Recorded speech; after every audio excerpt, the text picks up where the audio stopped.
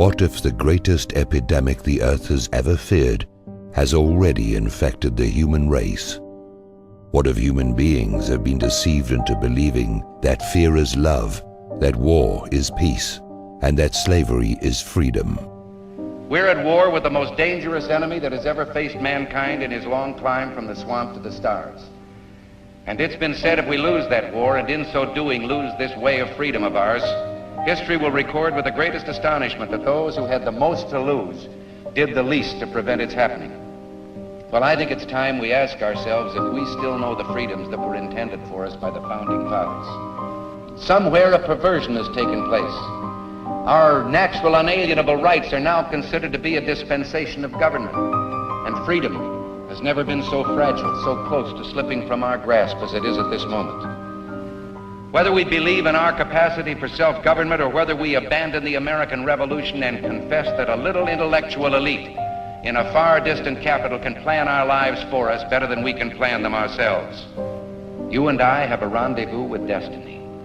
We'll preserve for our children this, the last best hope of man on earth, or we'll sentence them to take the last step into 1,000 years of darkness. This is the story of your enslavement, how it happened, and how you can finally regain your freedom. This is Aldous Huxley, a man haunted by a vision of hell on earth. A searing social critic, Mr. Huxley, 27 years ago, wrote Brave New World, a novel that predicted that someday the entire world would live under a frightful dictatorship. Today, Mr. Huxley says that his fictional world of horror is probably just around the corner for all of us. Mr. Huxley, in your new essays, you state that these various enemies of freedom are pushing us toward a real-life brave new world, and you say that it's awaiting us just around the corner. First of all, can you detail for us what life in this brave new world which you fear so much, or what life might be like?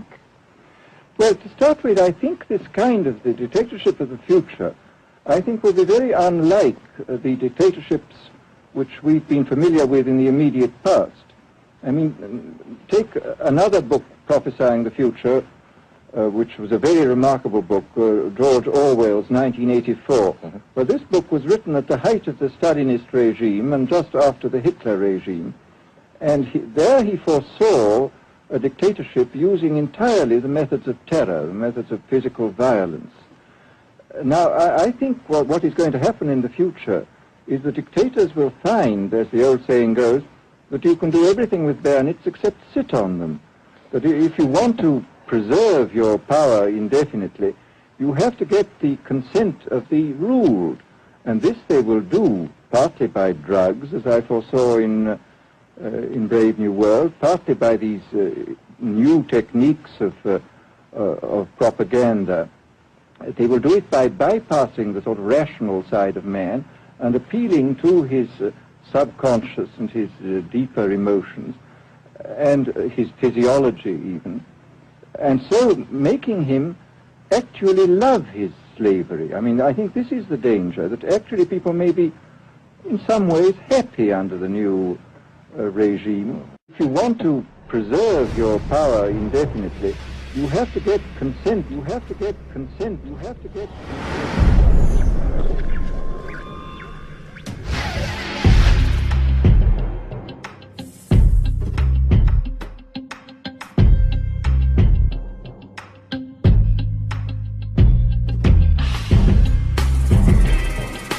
We are a nation that has a government, not the other way around. And this makes us special among the nations of the earth. Our government has no power except that granted it by the people. It is time to check and reverse the growth of government, which shows signs of having grown beyond the consent of the governed.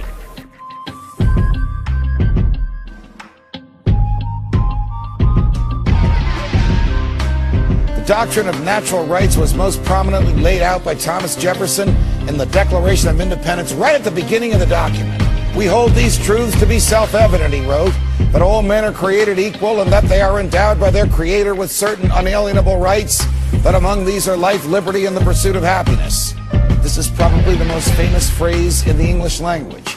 But the words that immediately follow may be the most important. Here's what it says. To secure these rights, governments are instituted among men, deriving their just powers from the consent of the governed.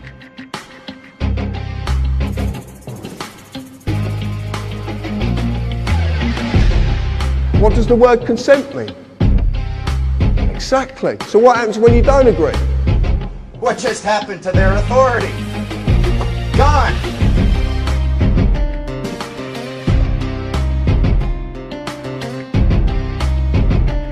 Government of the people and by the people sets a single standard for all who would hold power. You must maintain your power through consent, not coercion. Consent, consent, not coercion, not coercion, not coercion, not coercion.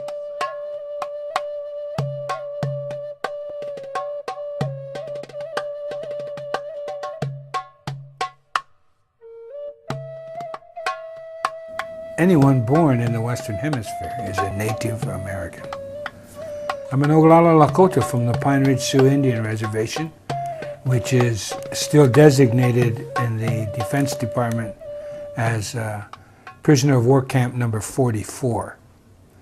You see, Indian people, we don't have any rights, any constitutional protections on the reservation whatsoever. No freedom of speech. No privacy. Wow, you Americans are in the same boat. Be that as it may, what has happened after they economically forced us into these prisoner of war camps by destroying our food supply and our right of passage in our own land, they confined us to these, and then they began practicing and perfecting their colonial tactics. What has happened is now America, because of the irresponsibility of your forebears and the irresponsibility of yourselves, you are now on one huge Indian reservation. You know, the American people, for too long, have been an irresponsible, free people. And even generation to generation, as they've become less free, they don't recognize it. They have lost the ability of critical thought. In order to regain critical thought, all you have to do is read your Constitution and then look at the laws that govern you, especially from the federal perspective. It's unconscionable to allow your freedoms to be taken away decade after decade after decade. Real freedoms are eaten up a little at a time, while government controls are slipped on, while the real power is collected into a few hands. Where government is not limited, no man is free. Change limited government to unlimited government, and our rights would be only what the master planners say they are. No longer the servant of the people, government would be the master of the people. That's the way to change what we have, take all power and all freedoms away from the people and collect everything into the hands of one small group with absolute power. What is at stake is more than one small country. It is a big idea, a new world order. We have before us the opportunity to forge for ourselves and for future generations a new world order. A world where the rule of law, not the law of the jungle, governs the conduct of nations. When we are successful, and we will be, we have a real chance at this new world order, an order in which a credible United Nations can use its peacekeeping role to fulfill the promise and vision of the UN's founders. I've been following the histories of what's now called the New World Order for many, many years. For we are opposed around the world by a monolithic and ruthless conspiracy that relies primarily on covert means for expanding its sphere of influence. It is a system which has conscripted vast human and material resources into the building of a tightly knit, highly efficient machine that combines military, diplomatic, intelligence, economic, scientific, and political operations. Its preparations are concealed, not published. Its mistakes are buried, not headlined. Its dissenters are silenced, not praised. No expenditure is questioned, no rumor is printed, no secret is revealed. About 100 years ago, this big organization with many branches, they wanted to rule the world basically using Britain as a nucleus of a system, an embryo, which also was going to be joined with the US under the Anglo-American establishment, wrote about the kind of culture and the changes of culture over a 100-year period that they would actually design, implement and bring in. But if you can get people to consent to the state of affairs in which they are living, the state of servitude, the state of being, having their differences ironed out and being made amenable to mass production methods on the social level, if you can do this, then you are likely to have a much more stable, a much more lasting society, a much more easily controllable society than you would if you were relying wholly on clubs and firing squads and concentration camps. Do you think it's possible somewhere down the road to see a North American Union that might merge into some sort of a global governing body?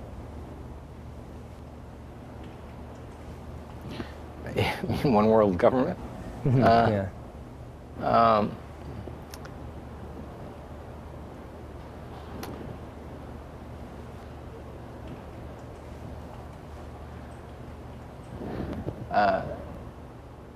The goal of this web is to change society in every country to create a global fascist communist dictatorship based on a world government that would dictate to every country, a world central bank that would dictate all world finance in every country, a world currency, just electronic, not cash, a single world currency, a world army to impose the will of the world government, and a microchip population, which people absolutely laughed at when I came out with that, well, I don't know, 15 years ago or more, but no, they're not laughing anything like so much now because all these things are starting to happen. In 1965, David Rockefeller gave a speech to the International Industrial Conference in San Francisco, where he said, "We have entered upon an era in which interdisciplinary cooperation on a worldwide basis must be the cornerstone of accomplishment. Each of us has the duty to fashion his own contribution to fit the grand design of a global community. For many of us, the marketplace of tomorrow will be no less than this whole planet of Earth. What we do will manifest itself in ways that we cannot foretell, and it will have an unforeseen impact upon individual lives and whole societies. What we are is God's gift to man. What we become is man's gift to God." These boys tend to publish the world that they saw coming into view, and they wrote it in their own hand, basically. They told us where they were taking the world. And when you start studying these things about the age of 14, 15, or even younger, and reading their books, and you live long enough, you will see that the world has turned out exactly as they planned. This can't be coincidence. And who can really write up a wish list and make it happen globally, unless there is an organization very, very powerful, probably the only organization really on the planet, an organization that can fund all sides, all oppositions, and using this synthesis of conflicting parties, they can literally make the world come into view as they planned. You are an old man who thinks in terms of nations and peoples. There are no nations. There are no peoples. There are no Russians. There are no Arabs. There are no third worlds. There is no West. There is only one holistic system of systems. One vast and immane, interwoven, interacting, multivariate, multinational dominion of dollars. It is the international system of currency which determines the totality of life on this planet. That is the natural order of things today. You get up on your little 21-inch screen and howl about America and democracy. There is no America. There is no democracy. We no longer live in a world of nations and ideologies, Mr. Beale. The world is a college of corporations, inexorably determined by the immutable bylaws of business. The world is a business, Mr. Beale. It has been since man crawled out of the slime. And our children will live, Mr. Beale, to see that perfect world in which there's no war or famine, oppression or brutality. One vast and ecumenical holding company for whom all men will work to serve a common profit, in which all men will hold a share of stock, all necessities provided, all anxieties tranquilized, all boredom amused. Manufacturing consent. What is that title meant to describe? Well, the title is actually borrowed from a book by Walter Lippmann, written back around 1921, in which he described what he called the manufacture of consent as a revolution in the practice of democracy. What it amounts to is a technique of control. And he said this was useful and necessary because the common interests, the general concerns of all people, elude the public. The public just isn't up to dealing with them, and they have to be the domain of what he called a specialized class. Notice that that's the opposite of the standard view about democracy. There's a version of this expressed by the highly respected moralist and theologian Reinhold Niebuhr, who was very influential on contemporary policymakers. His view was that rationality belongs to the cool observer, but because of the stupidity of the average man, he follows not reason but faith. And this naive faith requires necessary illusion. CNN projects that Barack Obama will be re-elected president of the United States. He will remain in the White House for another 4 years because we project he will carry the state of Ohio. By carrying Ohio, he wins re-election. What we have to look at is the president is the chief executive officer of this corporation called the United States of America. What did you just say? The president is the chief executive officer of this corporation called the United States of America.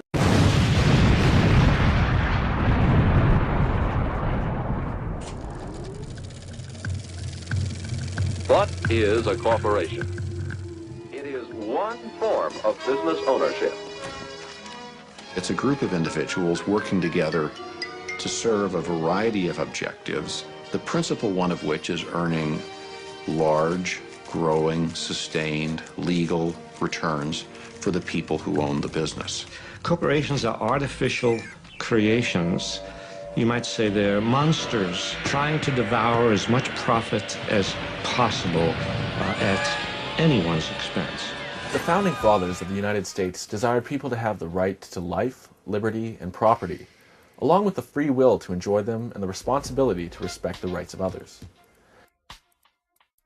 After fighting their revolution for freedom from colonialism, the founders were intelligent enough to retain a healthy fear of the similar threats posed by corporate power and wisely limited corporations exclusively to a business role. In the United States of America, up until around the mid to late 1800s, in order to create a company or corporation, you would have to go through the arduous process of earning a charter from a particular state, which was both limited in duration and function, needing to be renewed, but also subject to rules, regulations, and heavy taxes.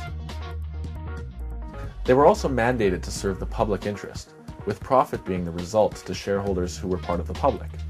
If they exceeded their authority, when against their charter, or when against the public interest, a corporation's charter could be revoked, rendering it invalid, and essentially destroying it in the legal sense. The concept of corporate personhood came about around this time, which quickly gained popularity with business leaders. The 14th Amendment was passed at the end of the Civil War to give equal rights to black people. And therefore it said no state can deprive any person of life, liberty, or property without due process of law. And that was intended to prevent the states from taking away life, liberty, or property from black people, as they had done for so much of our history. And what happens is the corporations come into court, and corporation lawyers are very clever, and they say, oh, you can't deprive a person of life, liberty, or property. We are a person. A corporation is a person. And the Supreme Court goes along with that. Everybody makes a mistake once in a while. Well, maybe you better incorporate the store. Incorporate? Yes, incorporating would give you the big advantage of what you want right now. Limited liability. Look, here's how it works. You start with a group of people who want to invest their money in a company. Then these people apply for a charter as a corporation. The state government issues a charter to that corporation. Now that corporation operates legally as an individual person. It is not a group of people. It is under the law a legal person. Imperial Steel Incorporated has many of the legal rights of a person. It can buy and sell property. It can borrow money. It can sue in court and be sued. It carries on a business. Imperial Steel, along with thousands of other legal persons, is a part of our daily living. It is a member of our society. In '47, they wrote a letters patent creating the office of Governor General. The Governor General is the head of this country. Governor General's Act. You go to a Canadian government website and you can actually look up the acts. Okay, you look up the Governor General's Act. And in there, Clause 1, or Clause 2 says, the Governor General of Canada or other Chief Executive Officer, CEO, CEOs are for companies, or administrator carrying on the Government of Canada on behalf and in the name of the sovereign, by whatever title designated is a corporation sole. Okay, a corporation sole is a corporation, except that there's only one individual that holds that title or owns that corporation. Corporation soles actually are used all over the place.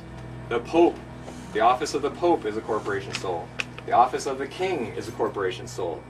The Governor General, Lieutenant Governors, the Catholic Church, all of their bishops and archbishops and cardinals, they all hold corporation soles. Take a look at the U.S. Securities and Exchange Commission. You type in the word Canada, it's listed there. Canada actually has to file with the U.S. Securities and Exchange Commission every year. On the Security Exchange Commission in New York, you will find that Canada is registered as a corporation. This corporation lists income tax payments as a stream of revenue for them, and they advertise this, they publish this information. The United Kingdom is a corporation. Now, up till February of last year, it was United Kingdom PLC. In February, and it's dissolved, and they've never, ever published their accounts. If you want to check that out, go on Companies House, because it's there. On Dun & Bradstreet, they're now registered as United Kingdom Corporation Limited. We'll go to Republican. Marty is joining us from California. Go ahead, Marty. Yes, sir. I was wondering if you were aware of the Act of 1871.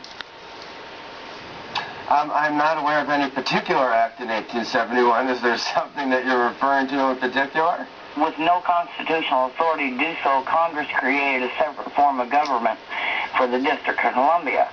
It took our organic constitution and replaced it with a corporate constitution. So America is not even a country, it's a corporation.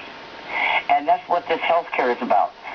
control of our schools, our food, everything, every control aspect of our life is under this. And people need to wake up. This is not a bill for the people. This is not even a country, and people need to look into this. This is a corporation. The United States is a corporation, and it's all for the corporations. Mr. Rum. I wasn't around in 1871, so I'm not deeply familiar with what the caller is referring to, or the issue of whether or not we're a corporation. So how did we get into this mess? When we were being formed as colonies, it took a lot of money to get all the supplies and ships and everything over here to form the 13 colonies. British bankers and the British Crown put up a lot of dough. Well, they were happy to put up the dough because as long as they owned the colonies, they knew that the resources of this over here would pay them back a very good return on their investment. But when we broke away from them, now they had no return on their investment, and they had a legitimate claim of debt against us. If we weren't going to be theirs anymore, we needed to repay them for what they had invested to get the colony started. It was a legitimate debt that we owed when we were formed. There are sentences in the Constitution that read that the debts under the Confederacy are continued under this Constitution. So the Constitution is also an agreement of debt to the British and to the French, because we asked the French to help us defeat the British, and they wanted to be paid back for their military expenditures. So we basically were broke when we became a country, and what we didn't know, or I didn't know, is that the bank note when other countries loan to a country is a 70-year note. So the 70-year note comes due when Lincoln is president. They don't have the money under Lincoln to pay off the note, so Lincoln doesn't want to give the public lands of the 13 colonies and the public lands of the Louisiana Purchase back to the Europeans in a foreclosure. He'd rather have that not happen on his watch. So he says to the European bankers, can we renegotiate the loan? And they said, well, we might do that, but we're going to want some upfront money, we're going to want better terms, and we're going to want more collateral. Under Lincoln, there were now 34 republics, many of which were not, part of the original 13, weren't part of the Louisiana Purchase. And he went to them because what the European bankers wanted was they wanted the public lands of all 34 republics to be held as collateral against the new national debt for the next 70 years. Well, when the southern states heard that they were being asked to do this in a war that they hadn't fought in for collateral to bankers, and they didn't like the terms, they basically said we're not going to do it, and they seceded. The real reason for the Civil War and the secession of the states was over the collateralizing of the public lands of those republics. Slavery might have been an issue and various other things. State rights was involved in it, but it was really over the collateralizing of the public lands, and they weren't going to do it. They were done. They were done being pushed around by basically the international bankers. And they decided to leave the Union. And they had every right to do that because they were sovereign individual nation states. They had the right to leave or break the contract because that's what the Constitution was. They call it a compact, but ultimately it was just a contract between the states. When the southern states walked out of Congress on March 27, 1861, the quorum to conduct business under the Constitution was lost. The only votes that Congress could lawfully take under parliamentary law were those to set the time to reconvene, to take a vote to get a quorum, and to vote to adjourn and set a date, time, and place to reconvene in a later date or a later time. But instead, Congress abandoned the House and the Senate without setting a date, and that's called sine die. Now Lincoln has a problem. He no longer has a quorum to convene Congress. He can't renegotiate the loan because he has no power to pass any laws. Congress actually ceased to exist. And in fact, they no longer even had the ability to declare war. So in 1861, on March 27th, Congress disappeared. The lawful Congress disappeared. A little less than a month later, a man that was claiming to be president of the United States, Abraham Lincoln, issued Executive Order 1. Why do I say claiming to be president? Because he was no longer president. When the contract called the Constitution ceased to exist, so did the United States. The United States only existed because of that contract, because of the Constitution. So Abraham Lincoln issues Executive Order 1. And what he did was he established a martial rule, basically, over the federal territories. They found a way to actually take back control of all territories, or at least the federal territories. And that's what Abraham Lincoln did on April 15th. Now, everybody knows what April 15th is today. Yeah. It's the day you guys all pay your taxes. 1863, Abraham Lincoln issues the Lieber Code, General Orders 100.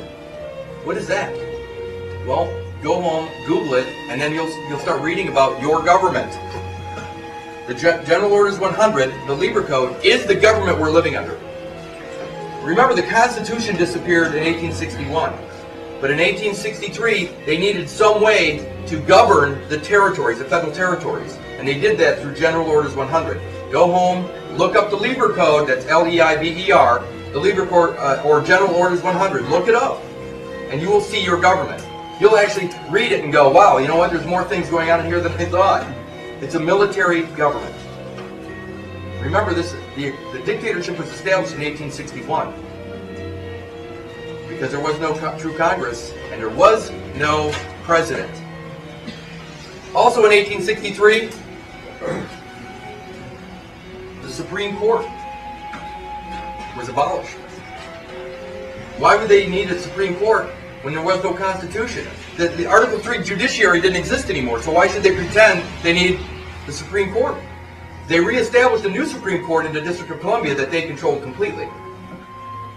But it's not the same Supreme Court.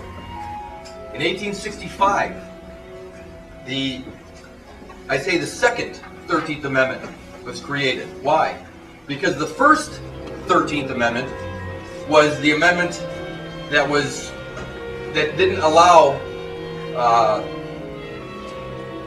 attorneys to hold office.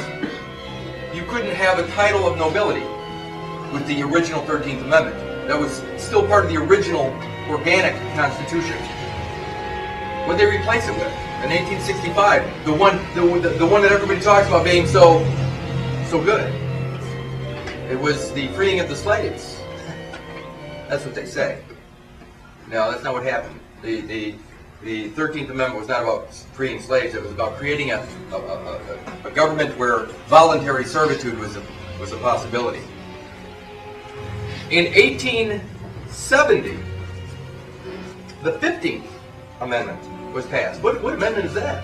That's the amendment to the legal right to vote. Legal right, not lawful, legal right to vote. What did they do?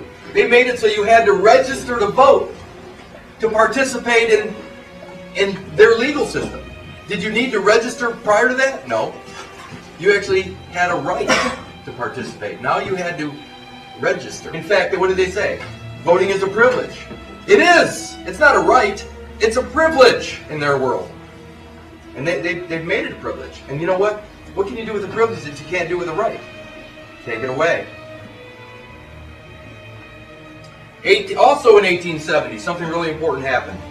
The Department of Justice was created. Why? Because there was no Article 3 judiciary. They needed some semblance of law. But it says Department of Justice. Under what does the Department of Justice fall? The executive. The executive branch. It's a department under the executive branch. So who's in control of the legal system? The president. The dictator. This is pretty sad stuff. That was in 1870. And ultimately, who's the top law enforcement officer in their system? The Attorney General?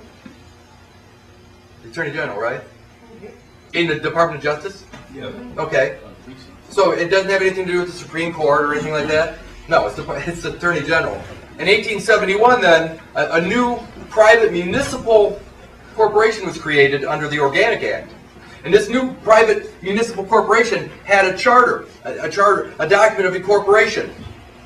And that was called the Constitution of the United States of America.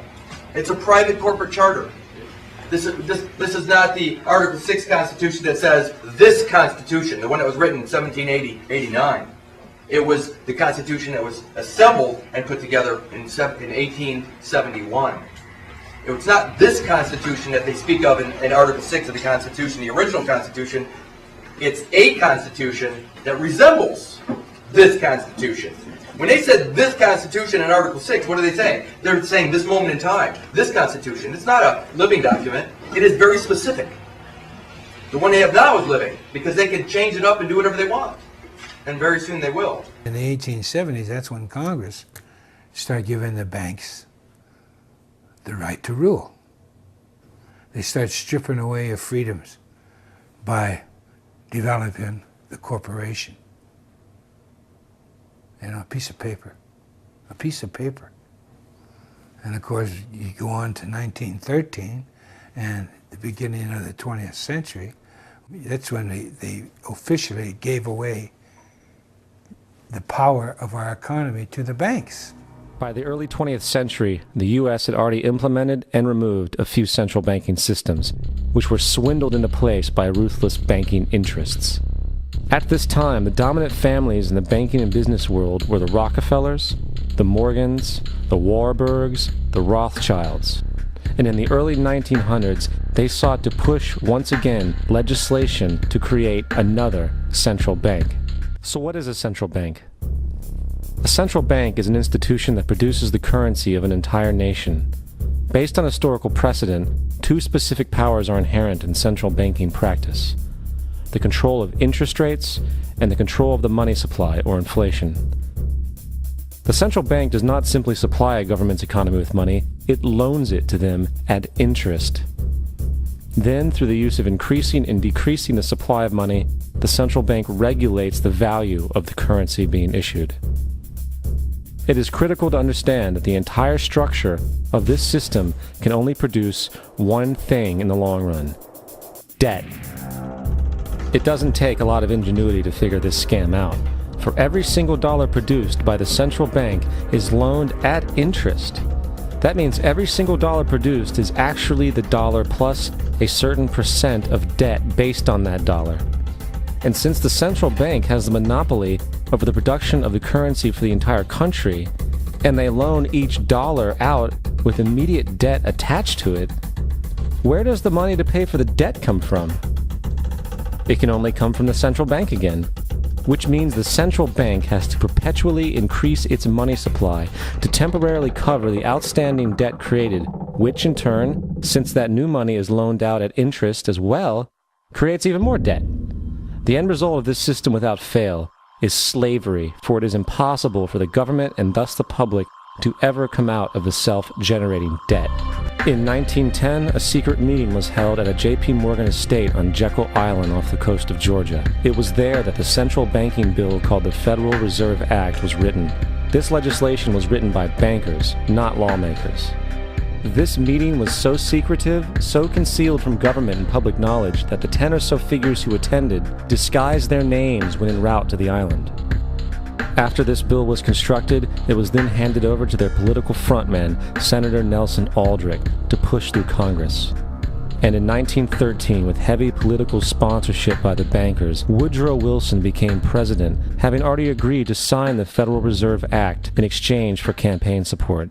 And 2 days before Christmas, when most of Congress was at home with their families, the Federal Reserve Act was voted in, and Wilson in turn made it law. Certainly, over the course of its history, the Federal Reserve has caused a lot of problems. For example, right after it was created, it caused the Great Depression. And on Thursday, October 24th, Black Thursday, collective insanity put in an appearance. In just a few hours, 13 million stocks were suddenly dumped on the market by panic-stricken shareholders who didn't even know at what price they'd sold their shares. After 3 years of intense speculation, Wall Street crashed. And no one was in a position to decide to close the stock market. The president of Wall Street was on vacation in Hawaii.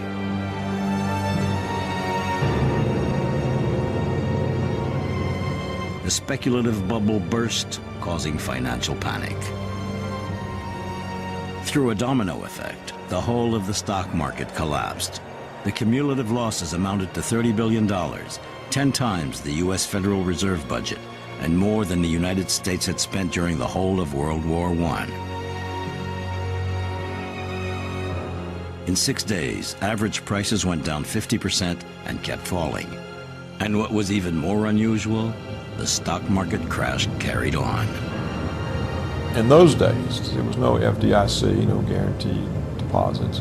So when a bank failed, the money supply shrank by the amount of the deposits in the bank. So there were a lot of bank failures, so the money supply was shrinking.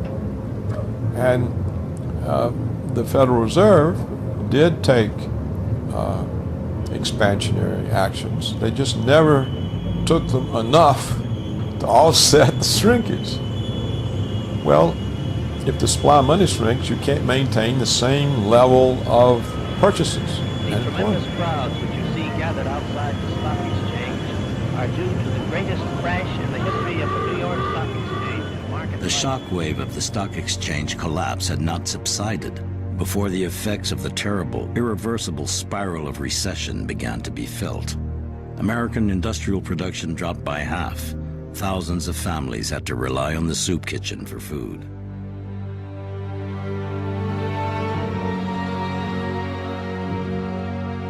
America's sturdiest strongholds collapsed after the Wall Street crash. It was in stark contrast to the recent period of rapid growth.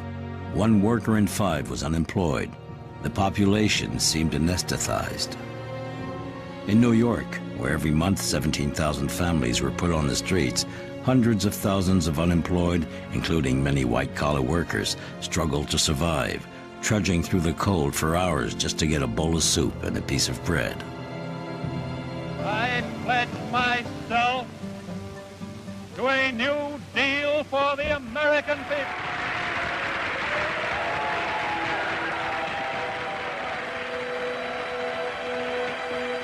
In this dramatic context, the elections in November 1932 had symbolic significance. Roosevelt promised to curb the devastating effects of the 1929 crash with measures such as the reform of the banking system, the assurance of a healthy currency, and economic and social aid. But what convinced the voters was, to his despair, his rather hasty promise to repeal the amendment which prohibited the consumption of alcohol, in other words, the end of the prohibition. Franklin D. Roosevelt won with 23 million votes, compared to Hoover, who only obtained 16 million. This landslide victory put the Democrats in power for the next 20 years. Franklin D. Roosevelt, President of the United States.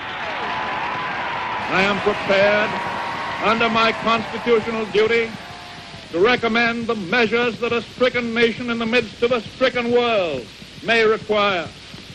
These measures, or such other measures as the Congress may build out of its experience and wisdom, I shall seek within my constitutional authority to bring to speedy adoption.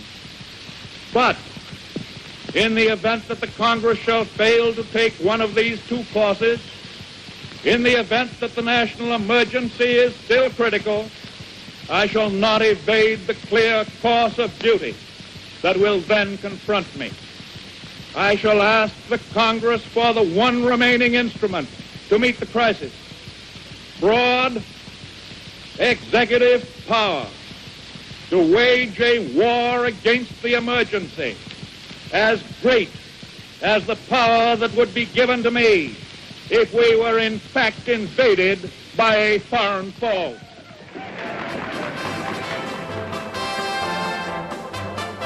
Preceded by a big show, Roosevelt launched his program to fight the effects of the Great Depression and to give a new boost to the American economy, which had been ravaged since the 1929 stock market crash. $5 billion were allocated to fight unemployment. Over 3 million Americans were hired, rising to 8 million 2 years later. Roosevelt had 15 key laws passed. He established a system of social welfare, pensions, unemployment benefit. He outlawed child labor, discrimination against hiring blacks and women, and he introduced a minimum wage. A few timid people who fear progress will try to give you new and strange names for what we are doing. Sometimes they will call it fascism, and sometimes communism, and sometimes regimentation, and sometimes socialism. But in so doing, they are trying to make very complex and theoretical something that is really very simple. Hitler has often protested that his plans for conquest do not extend across the Atlantic Ocean, but his submarines and raiders prove otherwise. And so does the entire design of his new world order. For example, I have in my possession a secret map made in Germany by Hitler's government, by the planners of the new world order.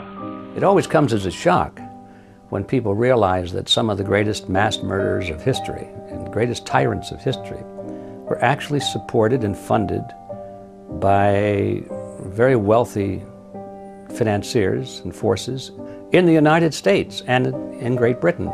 They sometimes go very closely hand in hand. Everybody knows about the rise of Hitler, but they don't realize that the Nazi Party was funded by many of the banking dynasties that still exist in the United States. They funded him, the large corporations. They went into partnership with some of the German corporations. They called it IG Farben. It was a cartel. And they put up tremendous amounts of money as investment into the Nazi war machine. Hitler had a dream that his big business should dominate the world. He called his dream the New Order.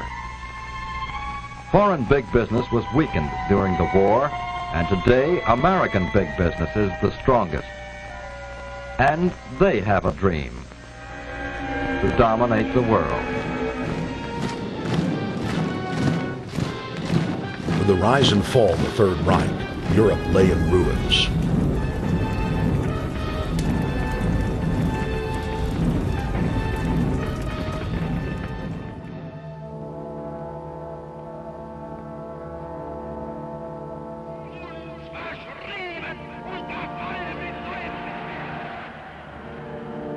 Once again, the elite claimed that only global governance could save humanity from certain destruction. And this time, the elite would succeed in setting up their world body.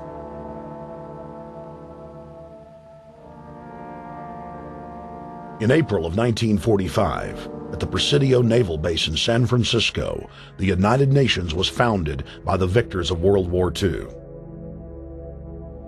The United Nations complex was then built in New York City on land donated by John D. Rockefeller. The Royal Institute for International Affairs, which has branches in every country in the world, they set up the United Nations. They said in their own writings, from the earliest times to the present, the world they're bringing in is to be a world where everyone who is born, or would be allowed to be born, would be born to serve the state. In the early 1900s, Colonel Edward Mandell House had this to say in a private meeting with President Woodrow Wilson. Soon every American will be required to register their biological property in a national system designed to keep track of the people and that will operate under the ancient system of pledging. By such methodology, we can compel people to submit to our agenda, which will affect our security as a chargeback for our fiat paper currency. Every American will be forced to register or suffer being unable to work and earn a living. They will be our chattel, and we will hold their security interest over them forever by operation of the law merchant under the scheme of secured transactions. Americans, by unknowingly or unwittingly delivering the bill of ladings to us, will be rendered bankrupt and insolvent. forever to remain economic slaves through taxation, secured by their own pledges. They will be stripped of their rights and given a commercial value designed to make us a profit, and they will be none the wiser. For not one man in a million could ever figure out our plans, and if by accident one or two should figure it out, we have in our arsenal plausible deniability. After all, this is the only logical way to fund government, by floating liens and debt to the registrants in the form of benefits and privileges. This will inevitably reap to us huge profits beyond our wildest expectations and leave every American a contributor to this fraud, which we will call social insurance. Without realizing it, every American will insure us for any loss we may incur, and in this manner, every American will unknowingly be our servant, however begrudgingly. The people will become helpless and without any hope for their redemption, and we will employ the high office of the president of our dummy corporation to foment this plot against America. If I was to ask you, how do you define person, what would the normal definition out in our community be for that word? Human being. And if we take a look at the dictionary, it says a human being regarded as an individual. That's what we would normally view the word person to be. In law, okay, now we're using their words. Whenever you're dealing with corporations and the government and all that kind of stuff, person means an individual or incorporated group having certain legal rights and responsibilities. Not a human being regarded as an individual, but as an individual or corporation. So they actually said, compare artificial person and natural person. So I did. So I looked it up and I compared them. Artificial person, a legal entity, not a human being. Natural person, a natural person is a human being that has the capacity for rights and duties. We, as sovereign human beings, are a higher life form than a corporation.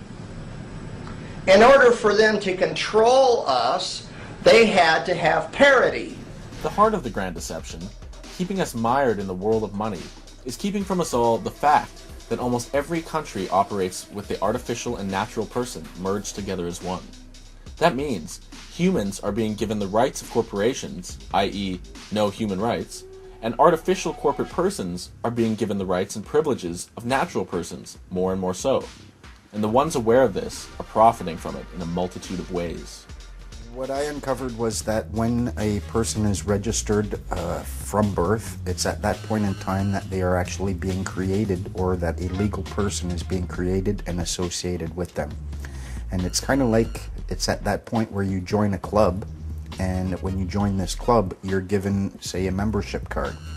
The card itself would be your person, as opposed to the human being who is the member of the club. On the screen there's a little baby. That's Elizabeth Annie Lane. She's a little baby, came into my life about 4.5 years ago. 2 days after the birth of Elizabeth, ministry workers came in, removed her. No investigation, no assessment.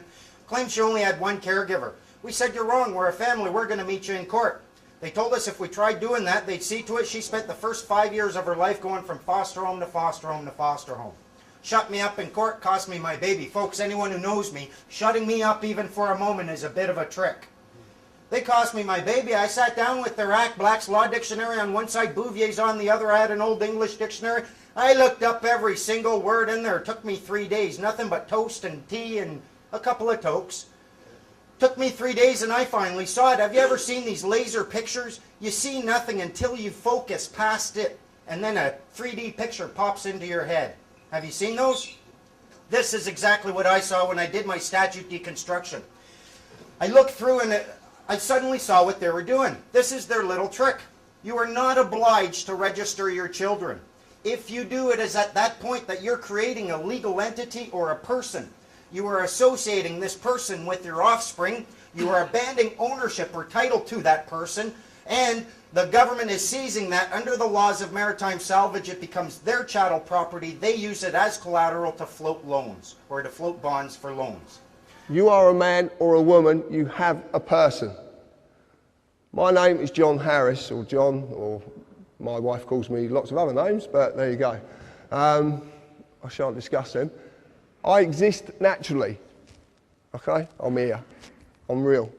I was created by divine, whatever you want to call it. I don't want to get into any of this sort of, I don't know what it is, so I just say divine, it's the easiest way. But I was created. I'm subject to common law jurisdiction. I must never harm another or cause another loss, any form of loss. I'm free and unlimited ability to contract and settle debt in private and under commercial law. I can basically do as I please as long as I abide by these principles. My person that's attached to me is Mr. J. Harris, who's a fictional entity created by the government. Subject to civil policy jurisdiction, must fulfil all duties given to and governed by corporate policy, tax, etc. under statute. Does business in the public sector, or I don't.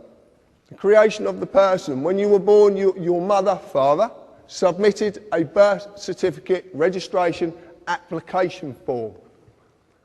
In the formulation of any limited company corporation, there is always a certificate of registration to create its legal personality.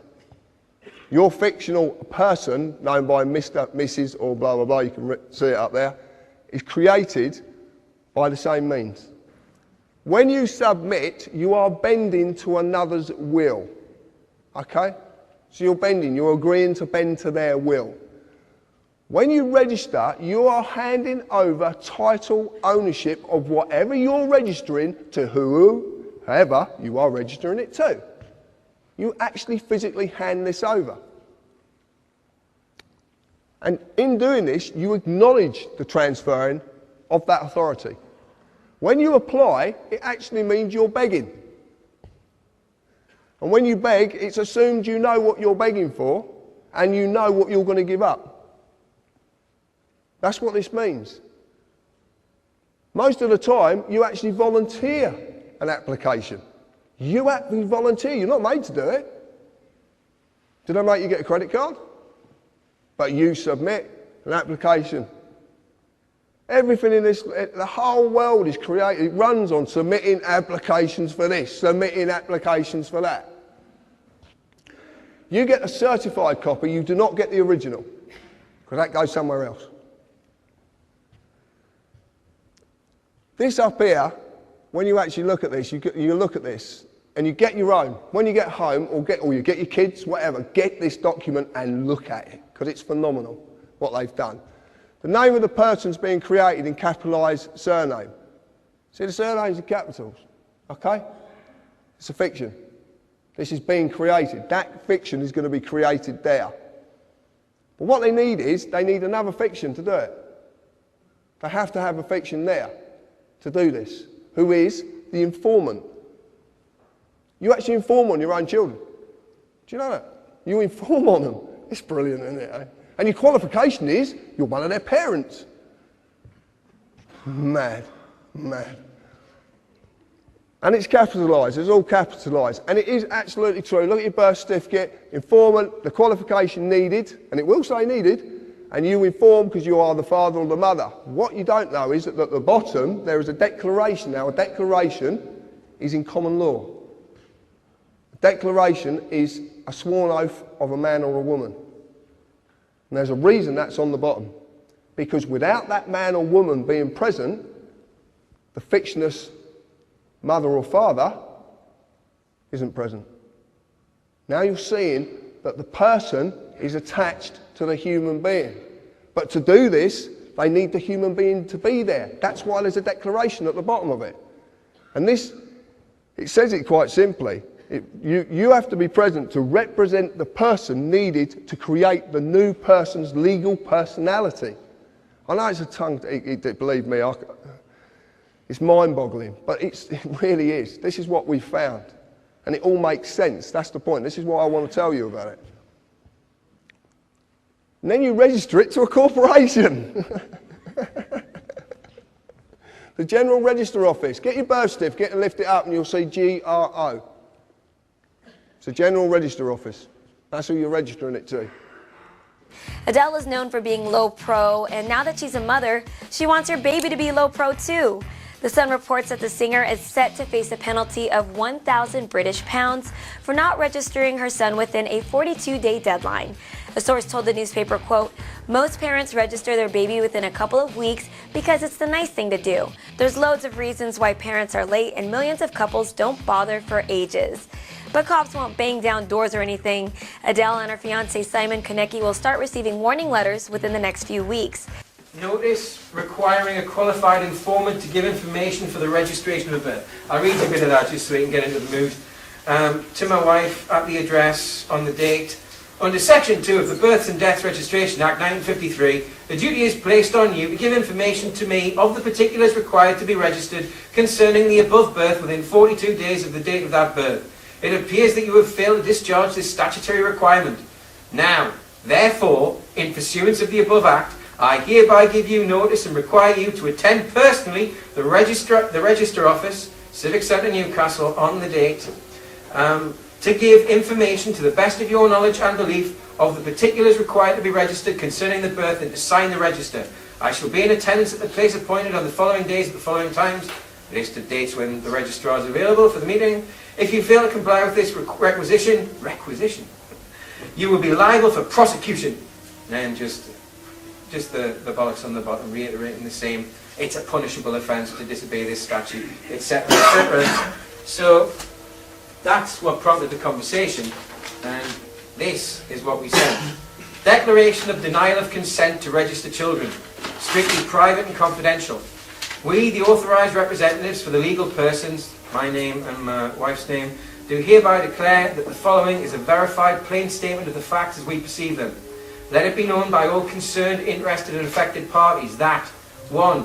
We have been granted irrevocable superior guardianship rights over our children by the Creator of the universe. 2. We have accepted irrevocable power of attorney over our children's well-being and property until the 18th anniversary of their birth. 3. 4. On behalf of our children, we have settled their entire legal estate into a private trust which is administered for their maximum benefit. 4. The property settled into said private trust includes without limitation any and all information pertaining to the existence of our children, strictly precluding the disclosure of the details of their birth to any party whatsoever. 5. Any and all disclosures of information pertaining to the existence of our children would represent a breach of the aforementioned private trust, and all those parties responsible for said breaches will be liable for charges of £30,000 sterling or functional currency of the United Kingdom per occurrence. 6. We do not recognise or consent to any perceived obligation, whether statutory or otherwise, to register the births of our children under any circumstances whatsoever. 7. As trustees of the aforementioned private trust, we affirm jointly and without division that we refuse to grant our consent and or authorisation of the registrar or any other individual, organisation or legal entity to register information pertaining to the birth of our children under any circumstances whatsoever. And then it's just the declaration and both of our autographs and the seal. So, now, what would you imagine happened after we sent that? There's no title on it, but it should be called, "Now look here!" Dear Mrs. Title she doesn't recognise. I have written to you on a number of occasions regarding the registration of the birth of your daughter. Well, that's 30 grand for a start. She was born on the 11th of June 2010 at the place of birth. Well, there's another 30 grand. I have no alternative but to report your failure to register the birth to the Registrar General. That's the Chief Registrar of the entire Crown jurisdiction here. I have been instructed by him to send you a further requisition which is duly enclosed, to send a repeat of the one I've just read you. I note the responses from me, however, and I must emphasise that in accordance with the law, the primary responsibility for the registration of birth lies with the mother of the child, and failure to do so will lead to prosecution. Threatening my wife, trying to get to her, trying to say, well, no, he's going to get you into trouble. Please contact this office immediately with a view to make a convenient appointment. Telephone number is blah, blah, blah. I urge you to respond in a positive manner to this request, as your daughter will face considerable difficulties in the future if she does not have a birth certificate. I look forward to seeing you in the near future. Signed by the registration officer. So, I wrote well, I was ready with a conditional acceptance. And the terms of this conditional acceptance were basically prove that we weren't granted the things that we were granted, that we acknowledge in the declaration that I just read you, prove that there's a benefit in registering for our daughter, and prove that we have consented to the statutory authority that you claim over us. And of course, they couldn't do it. They couldn't do it. Now, I also pointed out to them that in the unlikely event that we were found guilty of giving them the information that they are requisitioning from us, they would be liable for the charges that had already been levied. But if we were found guilty by a competent court, we would be more than happy to pay the fine of £2 per occurrence. They didn't write back after that. I was raised to respect authority, follow the authority, and do as they say. And I think most people are brought up that way.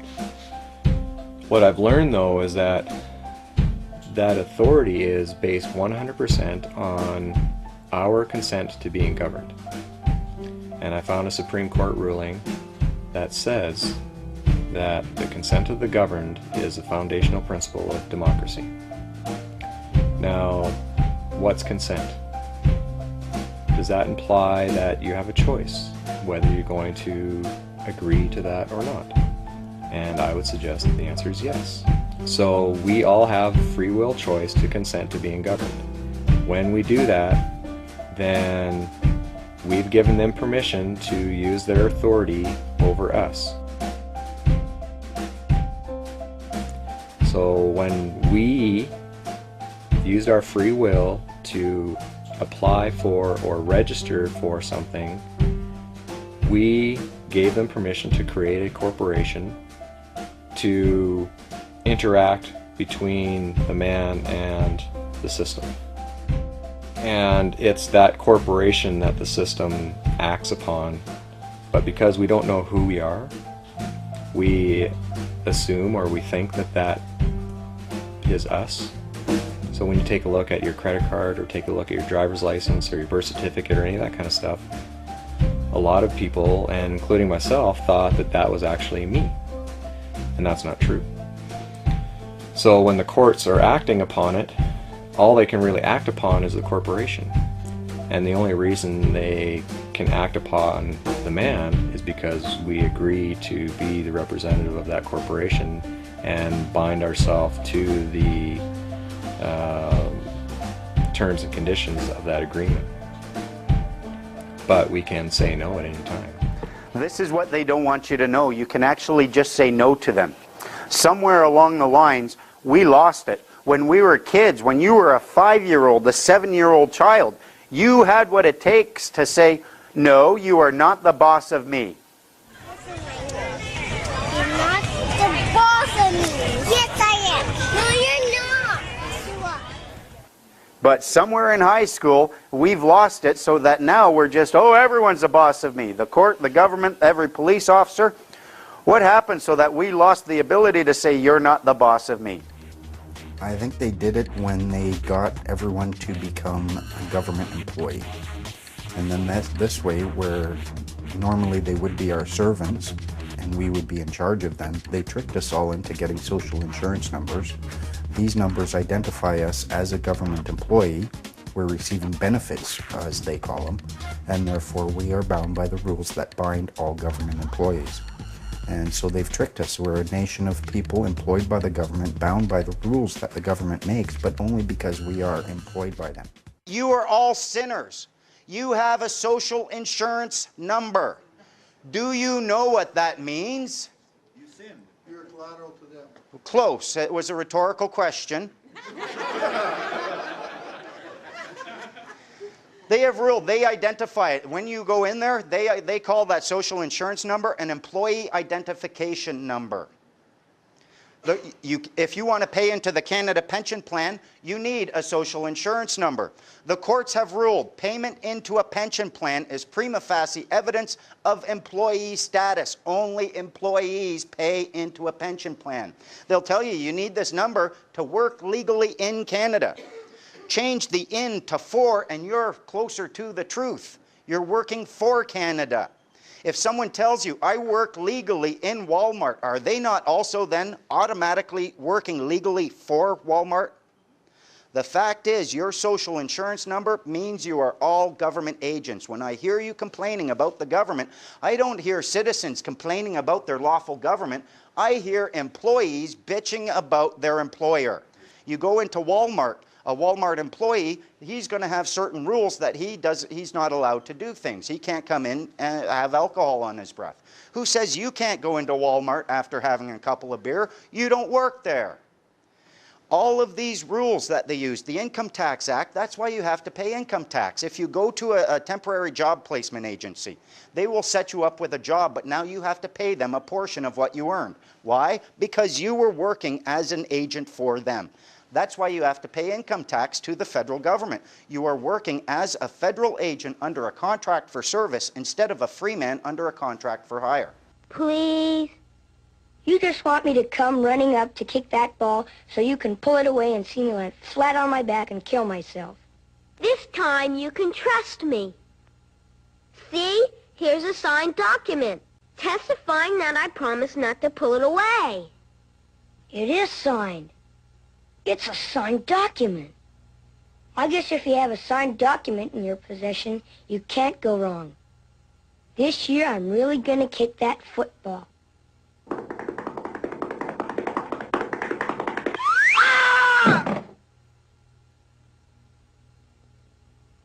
Peculiar thing about this document, it was never notarized. I've become tax exempt. I entered a process with HMRC where I proved beyond doubt administratively in a process without court, even though they were threatening me with court, if I didn't fill in 7 years worth of tax returns and pay their late filing penalties, they were going to take me to court and ask for a charging order against whatever property I have to repay this alleged debt. Much along the same lines as why we made the declaration with regard to our daughter, I decided that I wasn't going to pay a penny in tax or late filing penalties, and I wasn't going to give any tax returns when I returned to the UK under any circumstances, and I was going to see how long it took for them to find me. Well, they found me and they sent me demands for a couple of years, which I initially ignored, and then I wrote to them explaining that I didn't believe that I had a liability, that they couldn't prove that I had one, and I made a declaration, it was called Declaration of Cancellation of Tax Registration.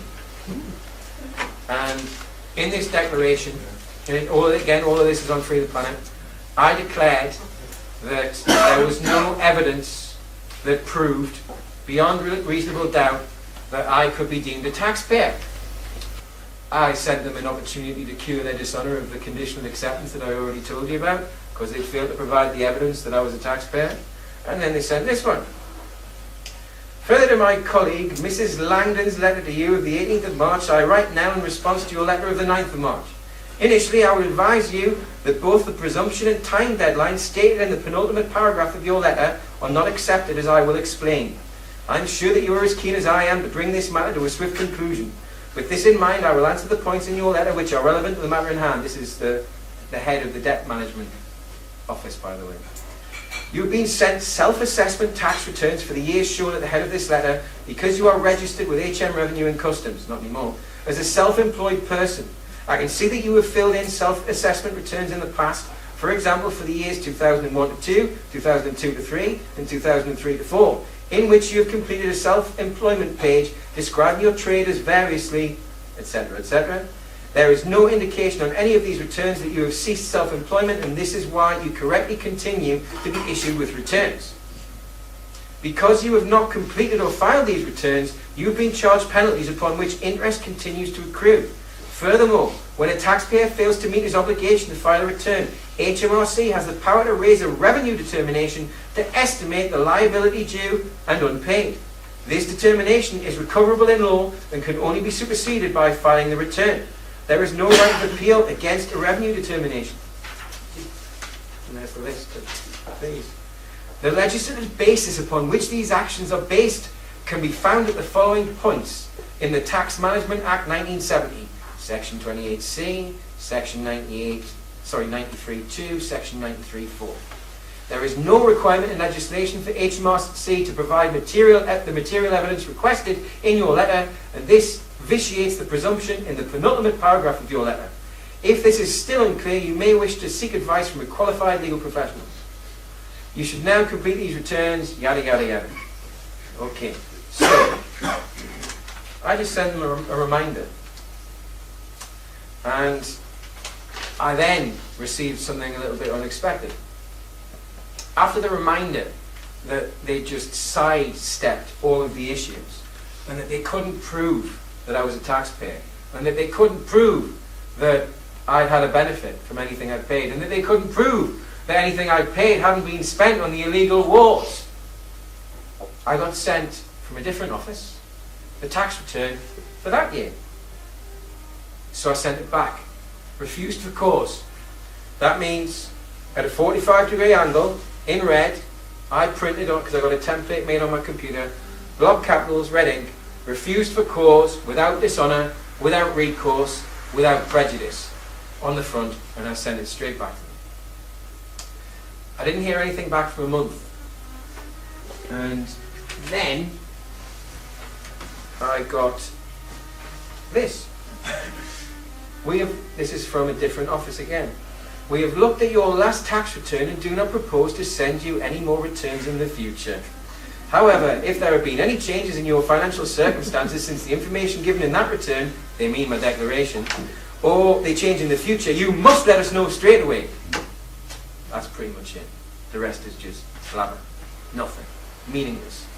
In other words, they accepted that I was no longer liable for tax. I just proved that tax is voluntary.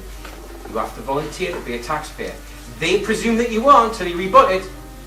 Well, it's well and truly rebutted. Because that didn't come on its own. That came with another letter from a different office. Because you see, in the declaration I denied, when I cancelled the tax registration account, in the letter I denied HMRC the right to create any more negotiable instruments in my name. And in the end, they backed down completely and they said they were no longer going to come after me for tax returns. They cancelled my account upon my instructions and they refunded me the balance of my tax account, which I didn't even know existed. Now, it was only a little under £200, but that's what happened when I cancelled my account, which is my contract with HMRC. They can now no longer take anything from me because I'm classed as having no income, so I can't be taxed. We have natural, God-given rights. But this system has persuaded us to waive those rights for the benefit of this society.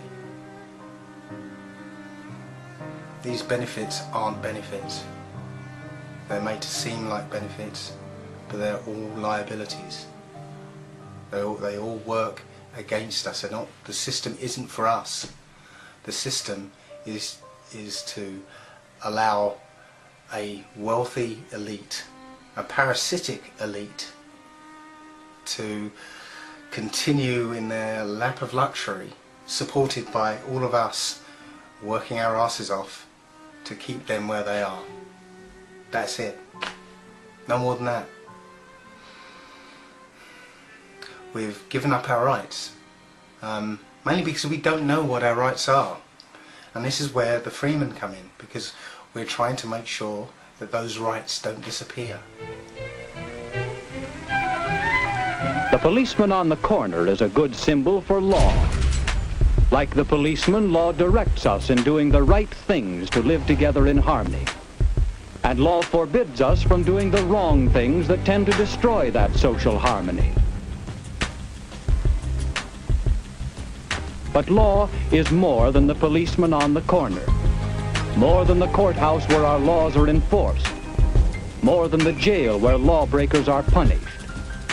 Law is one of three forms of social control which regulate our daily lives. Custom, what we usually do. Moral code, what we should do. And law, what we must do. Now, just how do these social controls affect us? Law is a whole body of rules for our conduct made by representatives of the people and enforced by established means. We all know that there are many don'ts in the laws we make.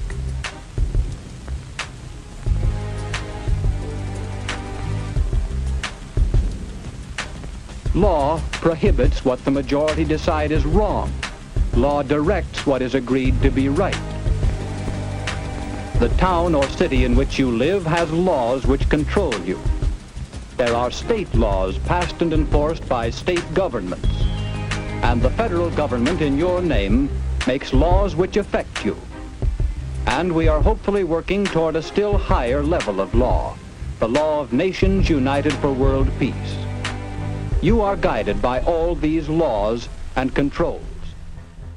What is the law? What laws apply to every single man on this earth? Because they often say no man is above the law. Okay, so which law are they talking about then? In this little game that they've got us playing, there is a hierarchy to law. If you look on the right-hand side, natural law is the epitome. That's the top. Natural law is essentially your rights and duties to those whom you love. Imagine for a moment you're in a forest. You live there with your family, no one else is anywhere around. Your rights and duties to your family essentially boils down to the natural law. It's all about love. The natural law, what law is all about, it's all about fundamentally love. Below that you will have commercial law. Let's suppose in this forest there's now not just you with your family, there's another family, you live 100 miles away. Once a month you want to trade some of your berries for his fish. The commercial law now will deal with your transactions. And these commercial law has to do with trust. You need to be able to trust the people you're engaging in commercial actions with. Below that you have a common law. The common law, imagine for a moment in this forest where before you only had 2 people, now you got hundreds and thousands of families living here. You need a certain system, a certain structure that's going to allow all of these people the protection that commercial law will afford them. It boils down to compassion, and it boils down to the Magna Carta, which essentially said that the government within this structure are bound by their own rules. Everybody's familiar with Robin Hood. King John, you know, the tyrant, was actually real. The problem with King John is that he did not know how to fight a war, and he had no land to his name. So he ran to the Pope in 1213 and asked Pope Innocent III for some help. And what he did is he actually turned over the whole Kingdom of England to the Pope in return for support from the Pope so that he could fight his wars. So that little document essentially turned King John into the Pope's vassal, which means that he promised to be loyal to the Pope, and the Pope then owned everything in England. A couple years later, his barons cornered him and stuck a knife to him and said, you know what, we're not happy with the way you're treating us, we want you to sign this Magna Carta. But if I sign this, I shall be no king. You have given me 24 overlords. These 24 will see that you carry out the terms of the Magna Carta. You have no choice, King John, but to sign. So the Magna Carta was the basis of English law. That's right, Jet. And the basis of American law as well. The English Magna Carta became the model for the American Bill of Rights. This is the founding document for our human rights within our country, within Great Britain, within the United States, Australia, New Zealand, South Africa, any crown colony, their legal systems are based on this document. All of this side of the hierarchy of law, this all deals with your body as a human being. It has to do with your rights and your responsibilities and your duties as a human being in a common law jurisdiction. On the other side, you have statutes, you have regulations, bylaws, and orders. They don't act on your body at all. They only act upon your person. They only act in equity. And here's the thing. People who exist in equity and act in equity cannot exit equity. Grab something that's existing only in law, drag it into it, and then try affecting it. Equity is a bitch, as they say, and you can only enter into it voluntarily. No one can ever force you. That's why they're using applications, registrations, and submissions in your signature. A common misconception among people is that any rule or regulation that governs them falls under one category, law. But there are many other forms of law that people abide by without realizing that they simply do not apply to them.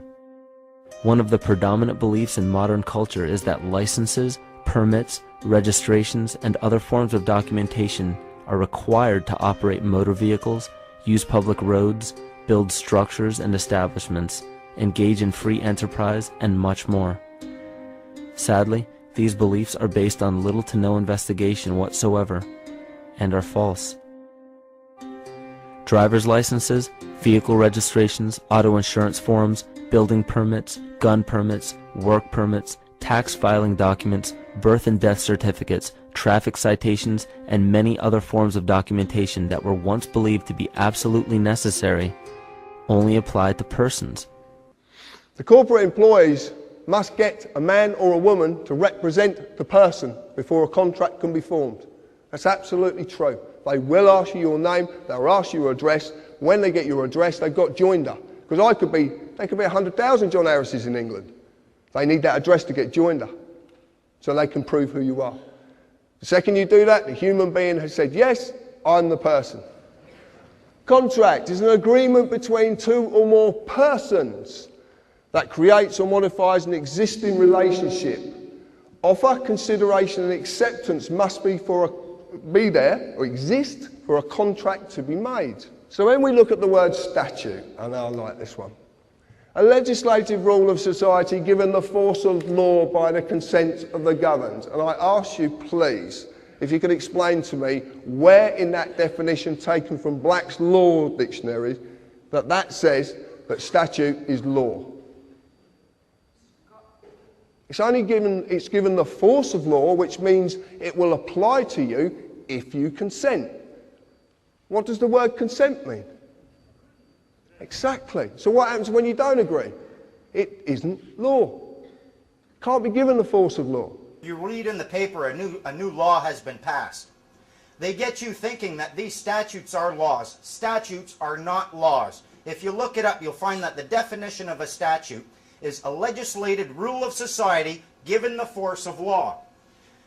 It's a law, it's a rule that has the force of law within a structured society because somebody gave it that force. Remember, we're all equal here. Who can give those words the force of law? Only you. You have decided to give those statutes the force of law within your societal structure. A society, if you look at the definition of that, it's a number of people joined by mutual consent to deliberate, determine, and act for a common goal.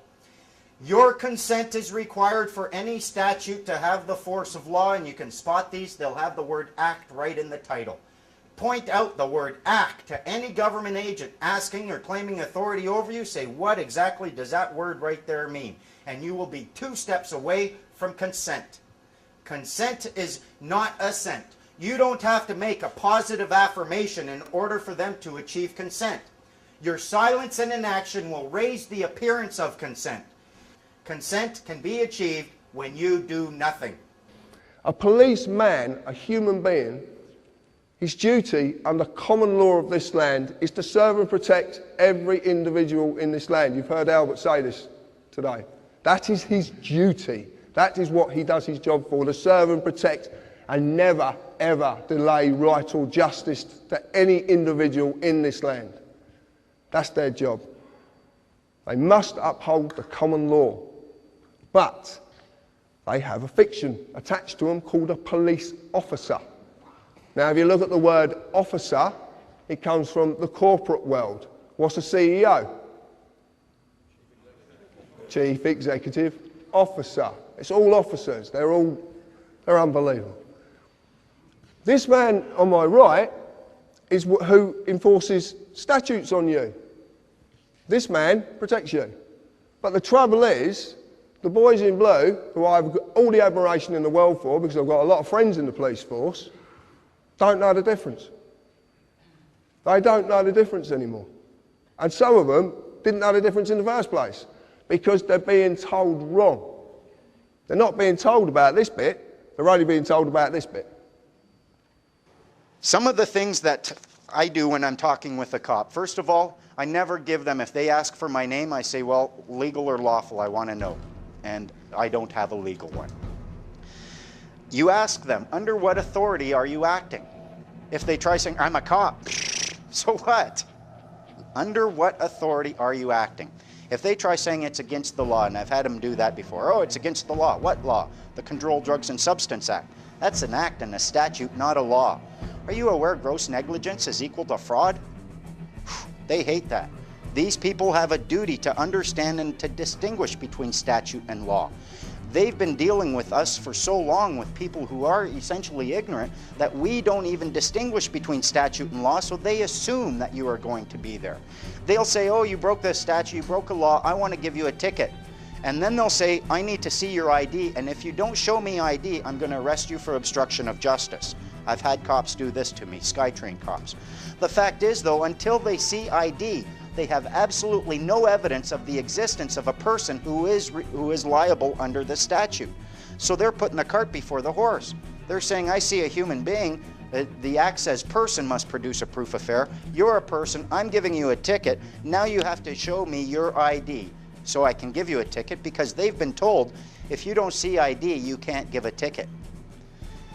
They know this, but they're putting the cart before the horse. Ask them flat out, is this a transaction of a security interest? If he says, I don't know, then you say, well, clearly it can't be. You cannot engage in a transaction of a security interest in ignorance. So you say, okay, fine, so this isn't a transaction of a security interest. If it is, you need knowledge thereof.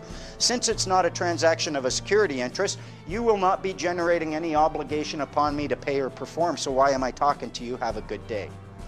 If they say, yes, it is a transaction of a security interest, you need my consent for that, and I do not consent to your transaction of a security interest. If they try enforcing statutory obligations or restraints upon you, ask them. They'll say, oh, well, let me see your ID. Well, what evidence do you have at this point right now that you are actually dealing with a person who is subject to that act?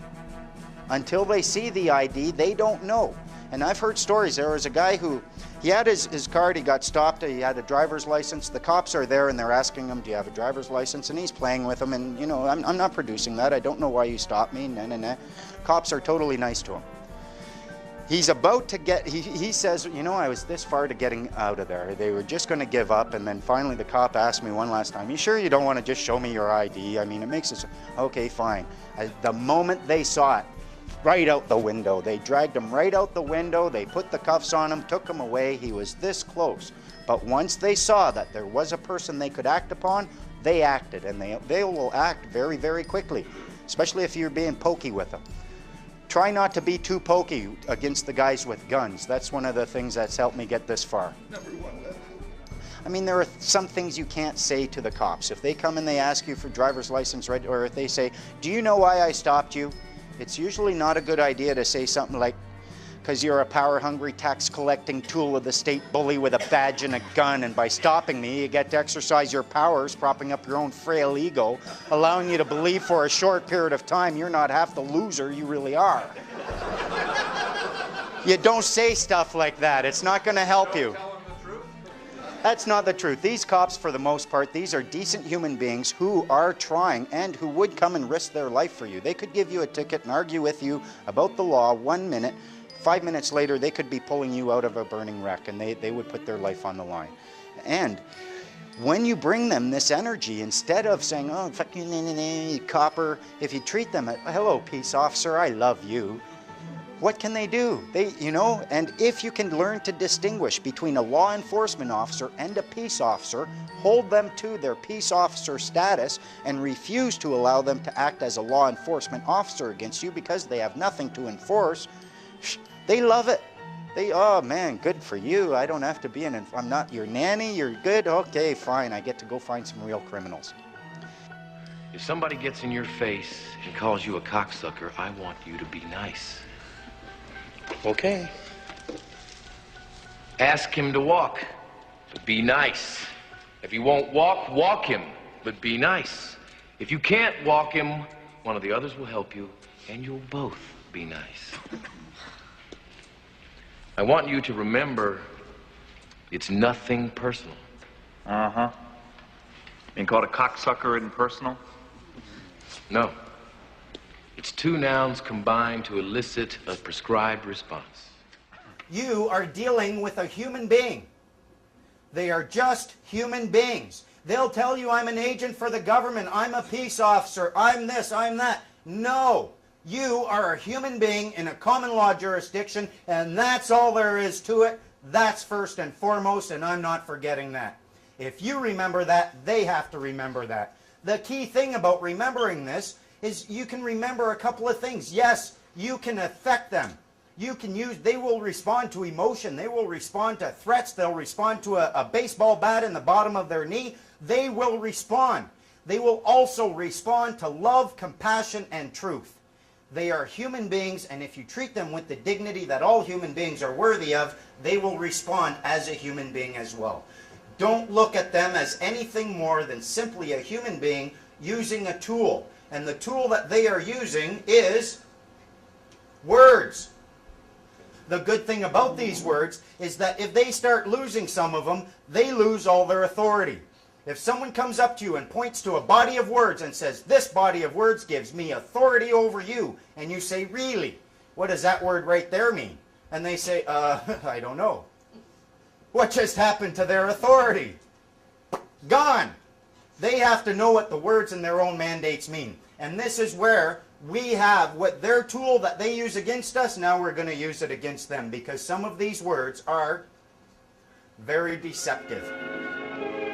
The alphabet has only 26 letters. With these 26 magic symbols, however, millions of words are written every day. I'm sure many of you have read court rulings from the Supreme Court of Canada. In a free and just society, this might be acceptable, Ask yourself this. What's the name of your society? Do you have one? Now, if you can't even tell me the name of your society, and you know a statute is a legislated rule of a society which has been given the force of law, and you don't have a society, why do these acts have any force of law over you? Believe it or not, all of these statutes, they are a legislated rule of a particular society which have been given the force of law, but that's the law society. All of these rules are the rules for the law society, and you can prove it. Only they can make the statutes, the regulations, or the orders. You are not allowed to pen these. If you go into court, they claim that only they may use these documents or these words, only they can claim complete understanding of these words. Unless you're a member of that society, you cannot understand these words. Why? Because societies have a number of powers. As a society, you can generate and create your own rules, and no one who is not a member of that society is going to have a say in creating those rules. You can claim that no one but a member of that society can understand those rules because you can actually create your own language as a society if you want. And you can do this by taking an existing language, let's call it English, and you can change just a few words, not tell anyone else how those words have been changed, and guess what? You've got an entirely new language that appears to be English, but it's not, and only they know it. Legalese is such a language. In English, it is English, but some words have very, very different meanings. Example, legalese is a language of the law society. Check it out for yourselves. Must is synonymous with the word may. When someone says to you from a corporation, you must, they're actually giving you a choice because they can't force you. They're not allowed to because it's not law. It's only policy. Summons is synonymous with invitation. When you get a summons from a court of supposedly law, you actually are being invited to a corporate place of business to discuss how much money you're going to give that corporate place of business. And you won't get an 8 for it either. Understand is synonymous with stand under. If I say to you, do you understand? And you say yes, that means you stand under me, which means you've given me authority over you. It's as simple as that. It's so simple. But this is a language you don't know. You don't know you've been spoken to by this language. Know who you are. If you go to court, which I've had a few accountants with, to say the least, it's a corporate place of business. And they will immediately ask you for your name. Okay? Your name. They will even presume to know who you are, and they will ask you as such. They would say to me, Mr. Harris. Mr. is the title of something with legal personality status. I was named by my parents, but I wasn't called Mr. John Harris. Well, I don't think so. If I reply yes, guess what I've agreed to represent? A man cannot be acted upon by statutes, nor can a woman, a human being, a living soul. These only apply to the fictional entity which is the legal personality, i.e. Mr. John Harris in full caps or Mr. J. Harris. Every title in this land is a fiction. Common law v. statute, rules and policy. I like this. The only basic principles that any people of any nation need to adhere to are those of natural law, which are mirrored in common law. Never harm or cause loss. It covers every eventuality. There is nothing it doesn't cover. Nothing. Common law applies to a man or a woman, a living soul. Statute rules apply to the person only when the man or woman consents to represent the person. Consent can be given in inaction or action. Within statute rules, you will just receive a summary judgment. That's what you get in the courts of law, or supposedly. But it's called summary judgment. And what summary judgment is, it doesn't matter if whatever court you go into, as long as that court's going to make money from someone, because that's all it's about. And there's a reason they want to extract that revenue from you. There is such a reason. We have started to realise that we are slaves in this system. The system is there to milk us like cows. Money is a tool that we must believe in to serve them. Karl Marx was quite right. He was one of their boys who was set up to set up the dialectic.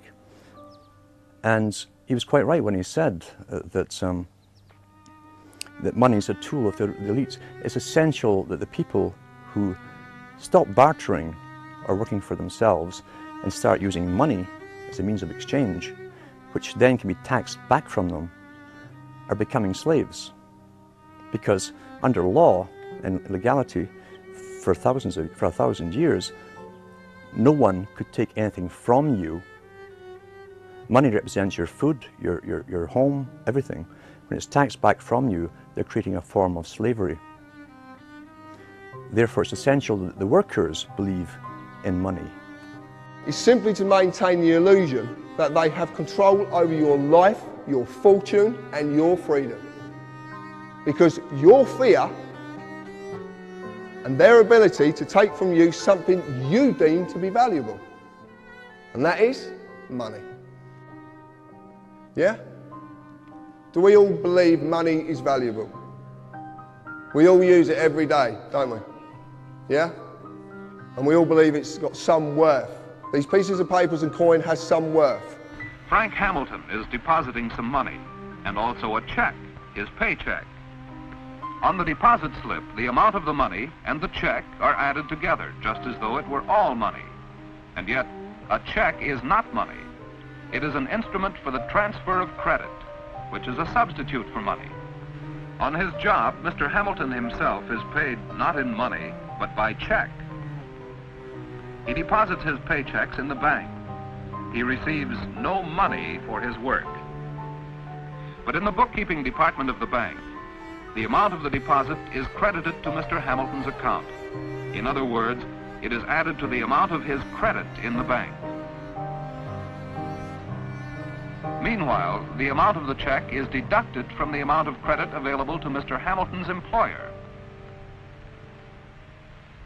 Thus, the check has served as an instrument for the transfer of credit from the Central Manufacturing Company to Mr. Hamilton.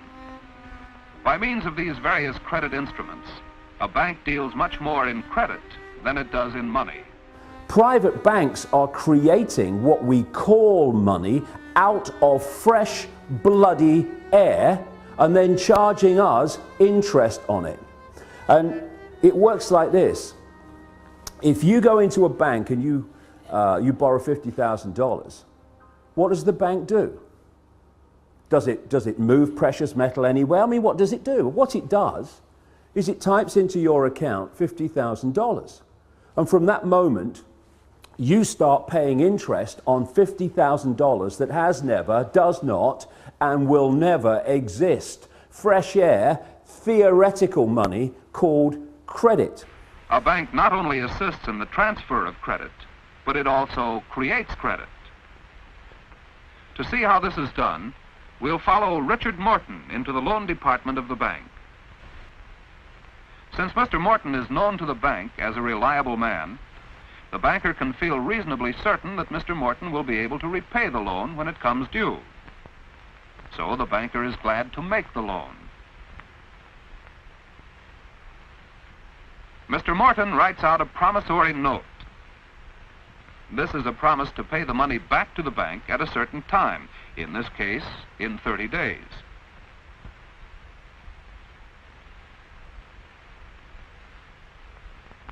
As so often happens in a bank, no money changes hands.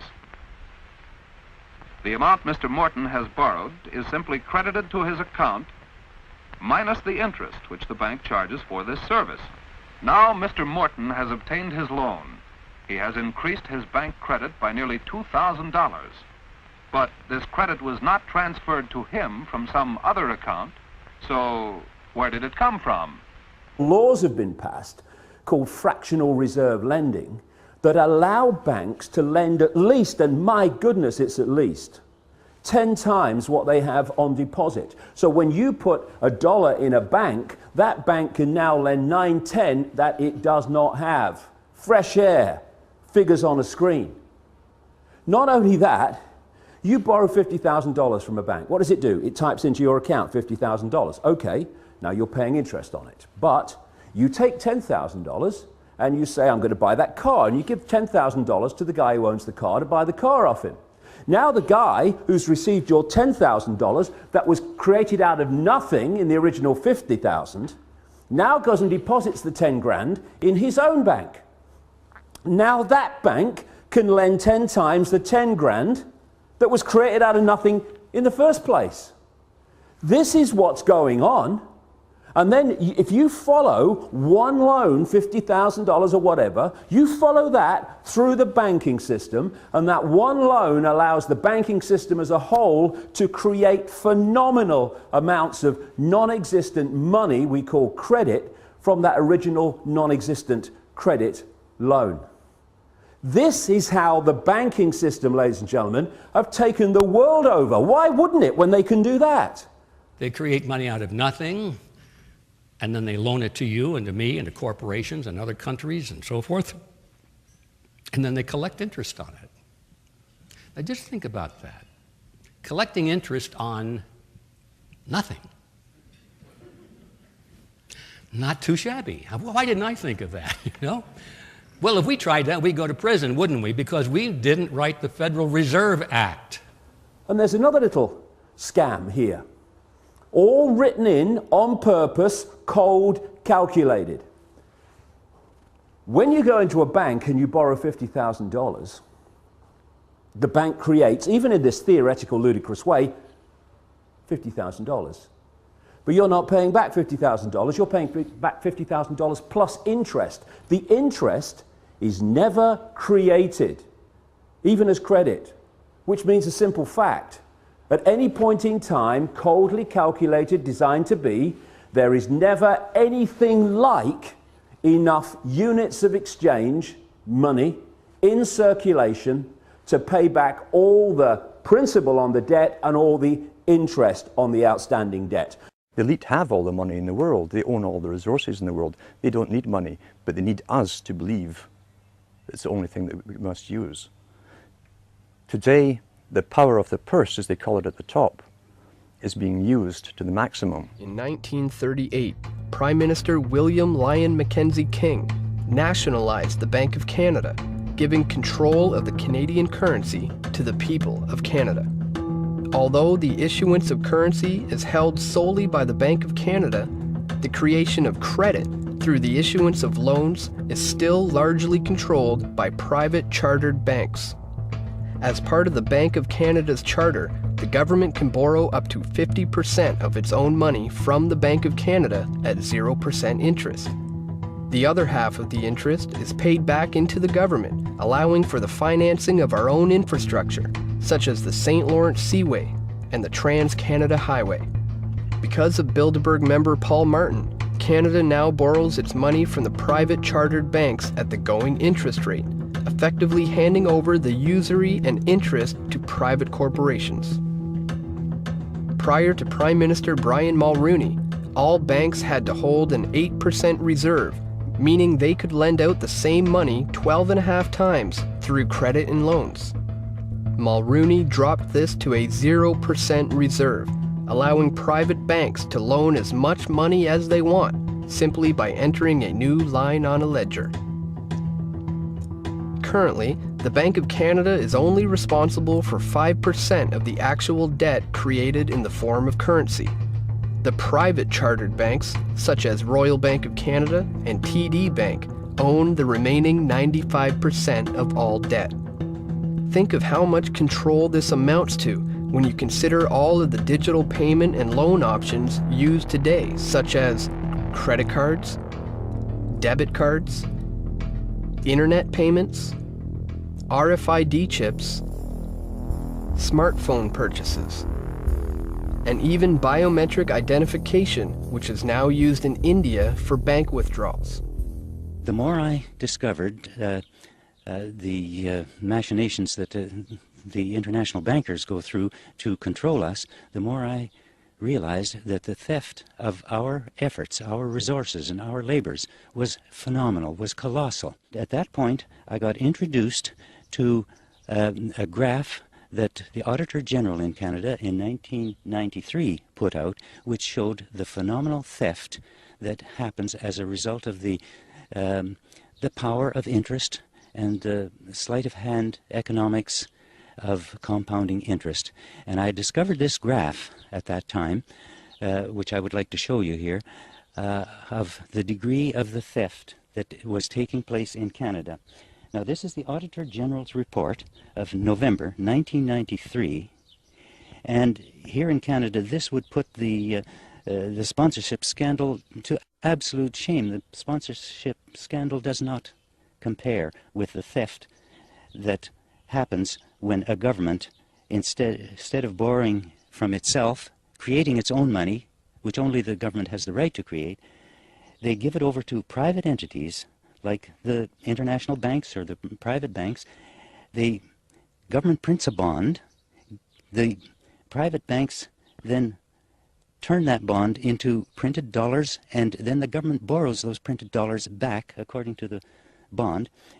And from way back, 1867 to 1992, when this report was prepared, Canada had to borrow for real spending no more than $37 billion.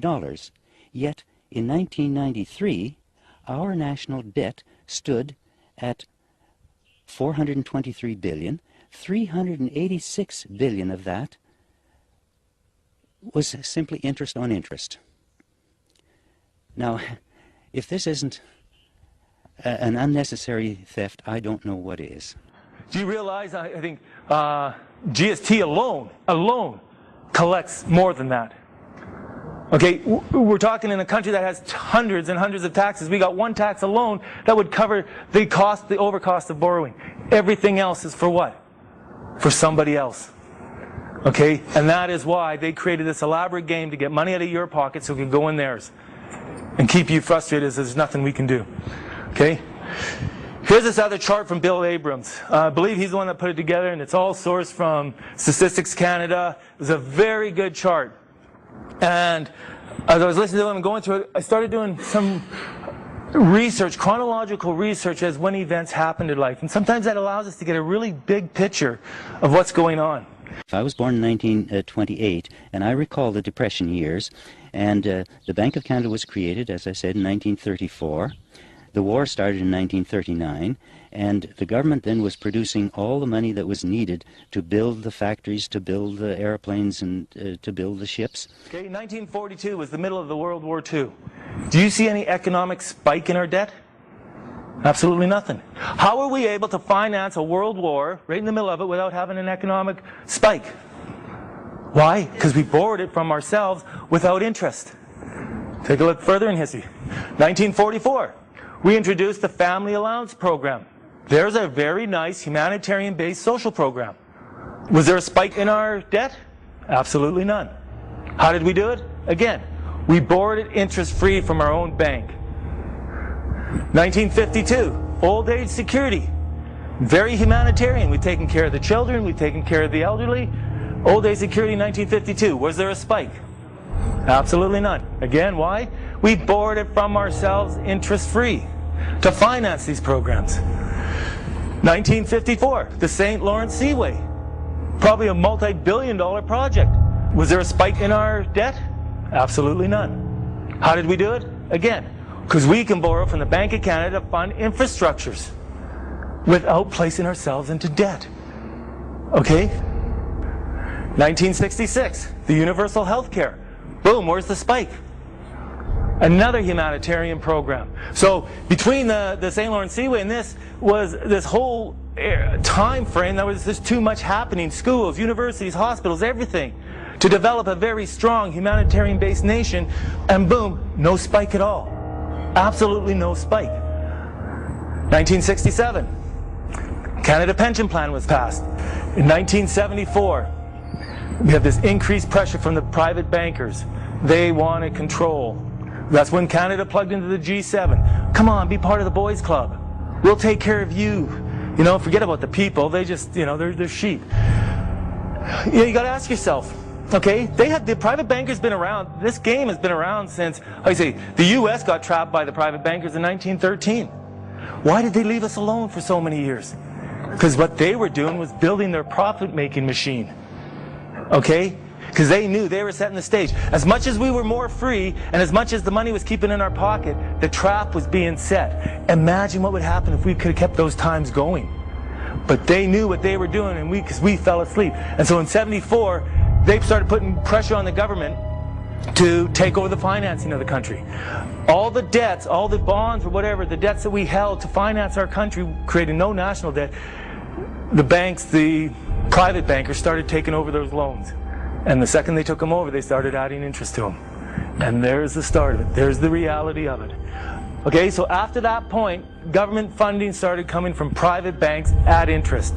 That in itself is self-evident of the reality that can exist. Because right now we're living in the second part of that. Economists around the world are struggling to break free of the clutches of the financial crisis. But a 12-year-old Canadian knows what needs to be done.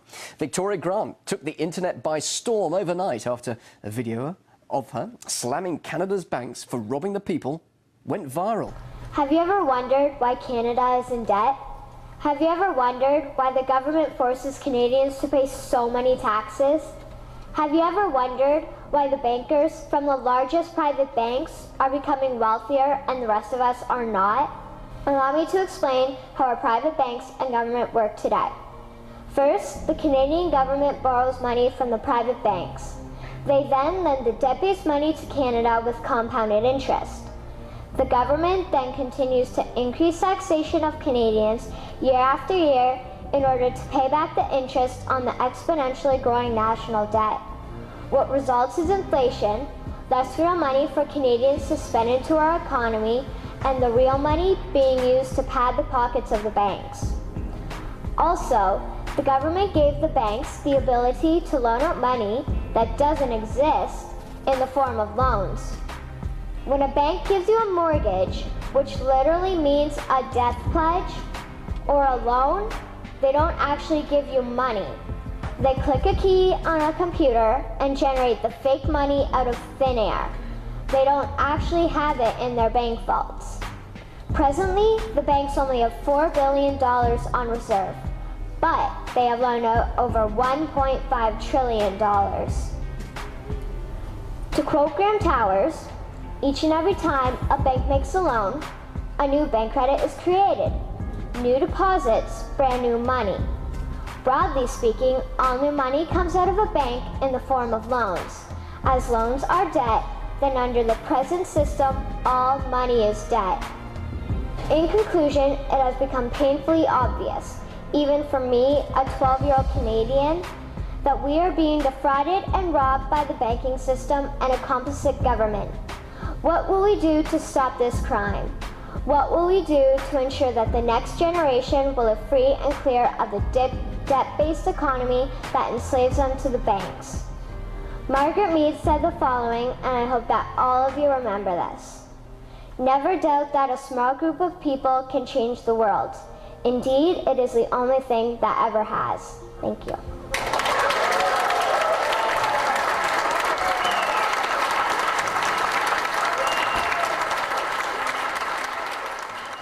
This is the real truth. You're the currency, not money. You are. Because without you, this country grinds to a halt. Because the principal workforce of any machine or any corporation or any company are slaves. And they have to give you something to believe in, so you will do that work and you will not question. And to make it valuable, they're going to stiff you with as many fines that are make-believe to make you give over that worthless piece of paper to another corporation just so you believe it's real. They're hiding it, they're camouflaging it, they're not talking about it. Coordination of international regulation. What they are going to do is to put our Fed and our SEC under the control, in effect, of the IMF. Oh, come on. They're You gonna believe they'll do this? That's what was in the draft agenda. They call it coordination of regulation. What it really is putting the American economy under international regulation. Yeah. And those people who have been yelling, oh, the UN's going to take over global Conspiracy government. theorists. They've been crazy, but now they're right. Yeah, well, when Geithner, It's happening. When Geithner said he would be open to the idea of a global currency last week, yeah. Those conspiracy people had said and suggested that for years. right. You're not wrong. When massive foreign trade deals are made, they are done in U.S. dollars, which serves as the world's reserve currency. Now the UN is backing a plan to change all of that and create a new global currency. If that's the case, what does it mean for you? Slavery has always existed in one form or another. There's different ways to have slavery. You can either get a bunch of henchmen, force a tribe into obeying you and being your slaves. That's a lot of force. But you have to feed them, etc. Or you can allow them to keep so much of their earnings for themselves, to maintain themselves, and take off all the rest to supply the elite and the structure of the system over them. The question is, do we all work for central bankers? That's what I want to address to our guest tonight. Is this global governance at last? Is it one world, the central bankers in charge? To answer your question, we are absolutely slaves to central banks. Well, what's the definition of a slave?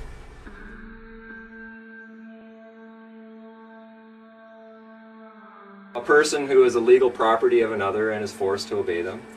Or a person who is excessively dependent upon or controlled by something. Okay? So if you're dependent on something, are you free? No. No. If you're controlled by something, are you free? No. No. So if we want to be free, then maybe we need to get rid of our dependencies and the controls in our life.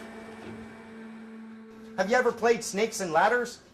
Imagine Snakes and Ladders where the only way to win this game is to never even pick up the dice.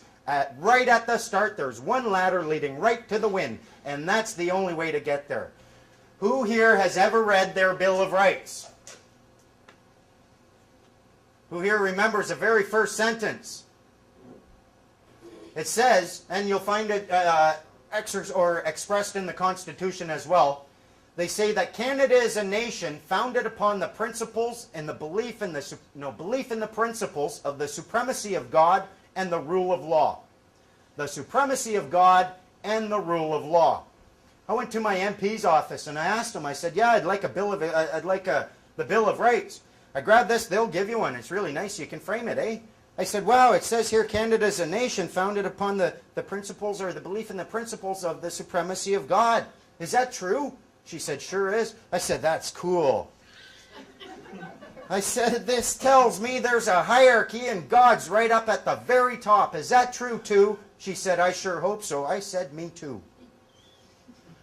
Who's number two? She's like, I don't know. Maybe you should see a lawyer. I was like, why should I see a lawyer when you're the one saying, I don't know? I'm pretty sure this is an offer. Where do I accept it? Your Bill of Rights, the very first section, if you look at that as an offer and you accept it, you put yourself legally in a position where in this hierarchy they have designed, you are number 2 to God. If they want any power over you, they've got to do one of 4 things. They've got to claim and then prove that they exist above God. They got to claim and then prove they are God. They got to claim and then prove that somehow they exist between you and God. Or they can produce a document upon the face of which can be found the verifiable signature of one deity commonly known as God. And if they can't do that, they have no claim to power. They have nothing. You have every right in the world to stand right up and claim the status of a child of God. But the moment you do that, you do accept a lot of responsibility, because then you have to look at everyone else with the same eyes. Now, as soon as you get away from all the people and you remove yourself or segregate yourself through a private agreement or what have you, that becomes private. Now, the Governor General and the Queen, by definition, are only responsible for the public. Government is there to deal with the public for us, but they've turned everything public. As soon as you register property like land or vehicles or any of that kind of stuff, you turn that into a registered item which is in the public. If you're in the public, they assume that you're vulnerable and that you need protecting from others and from yourself. As soon as you're using all of your corporations, that's all on the public side, and that's all governed by the public, which is the government. So part of the process that I went through was to actually explicitly say, I do not want to be governed. I got a question for you. Who here has a driver's license? Unfortunately. Okay, now who here, keep your hands in the air. Okay, put your hands down if you put your hand up higher. I see you cheating. Higher. Put your hands down if you actually read the Motor Vehicle Act before applying for your license. Huh. How do you know you have any obligation under that act to have a license if you've never even read it? For my own protection, I'm filming it. I'm wondering what he's going to do. He's reading my affidavit of truth right now. Yeah, so I'll get back to you.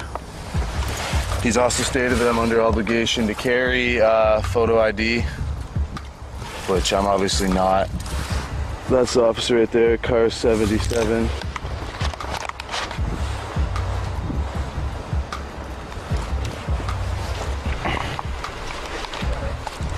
So hopefully, yeah.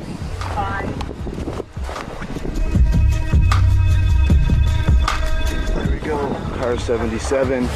Officer did not state who he was. There's my dad.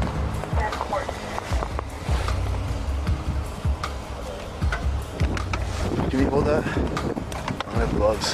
Here, you want them? Mine? Yeah.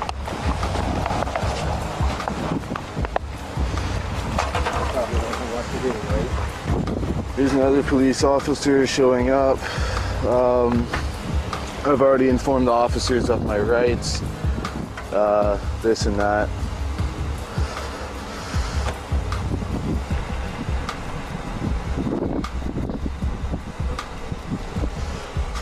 Cold. Officer, I just want to let you know I'm activating my fee schedule. It's the middle of winter. I am cold right now, and you're harassing me right now. So my fee schedule will be activated in 3 minutes. I suggest you contact a superior officer. Read that affidavit of truth. We're reading that right now, sir. We're trying to get... I know, I'm just freezing cold. Okay? I'm freezing cold, so...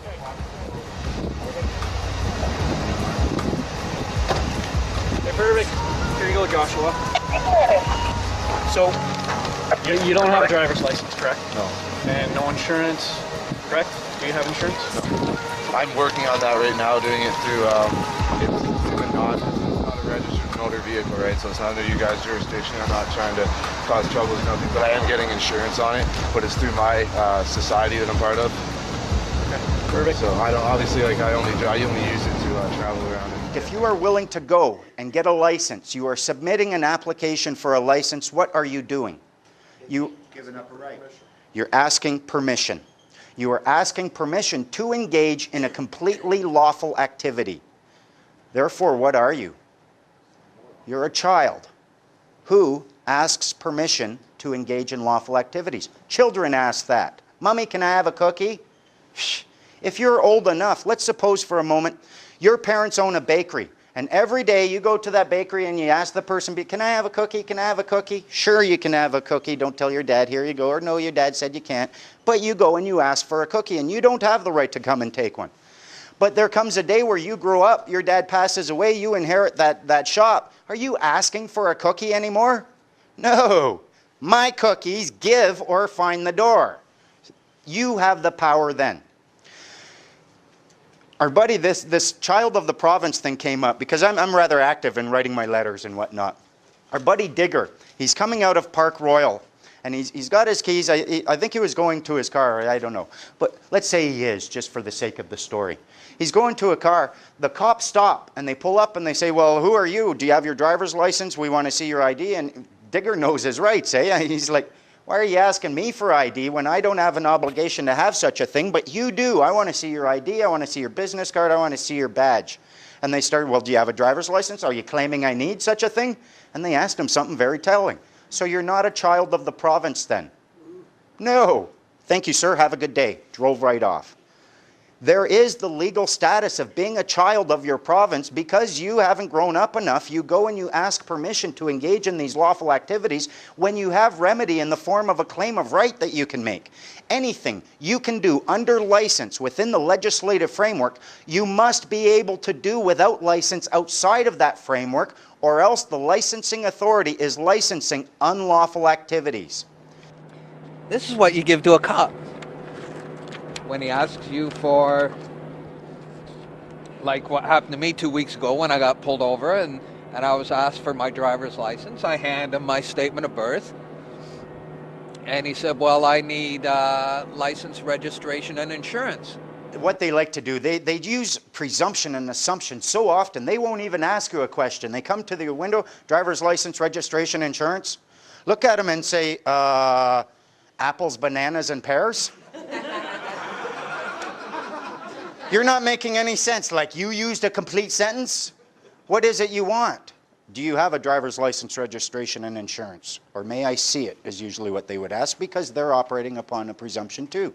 You ask them, are you willing to claim under full commercial liability that I have an obligation to have such a thing in order to exercise my common law rights? Blah, blah, blah. And of course you don't. So what you can do is simply hand them this. And it's a good faith notice which says, with all due respect, officer, I do not maintain the name of any person in your jurisdiction and am not entitled to any rights to any documents. I'm ineligible for those benefits. That's what this means. I have no rights to any documents of identification you may seek. I'm ineligible for those benefits. I provide you in good faith who maintains the birth name. The Registrar General maintains the birth name. I am a recipient and beneficiary protected by your higher powers. And what that means is talk to your bosses. I'll wait here. Just take this good faith notice, get on the radio and talk to your bosses, and you may find out that something else is going on here. Below, I humbly and peacefully provide you proof so certified who has signing authority for the birth name, which protects me as a witness. And there's the Deputy Registrar General's signature is here. There's their seal. And this is stamped. This is notarized. This is an authentic document. When you bring this attitude, you start having more power over them because they expect you to, oh yeah. If you're not doing that, they're like, what's up with him? You're supposed to be scared and intimidated of me. Look, don't you see the gun? And you say, yeah, I see the gun. Guess what? See the smile?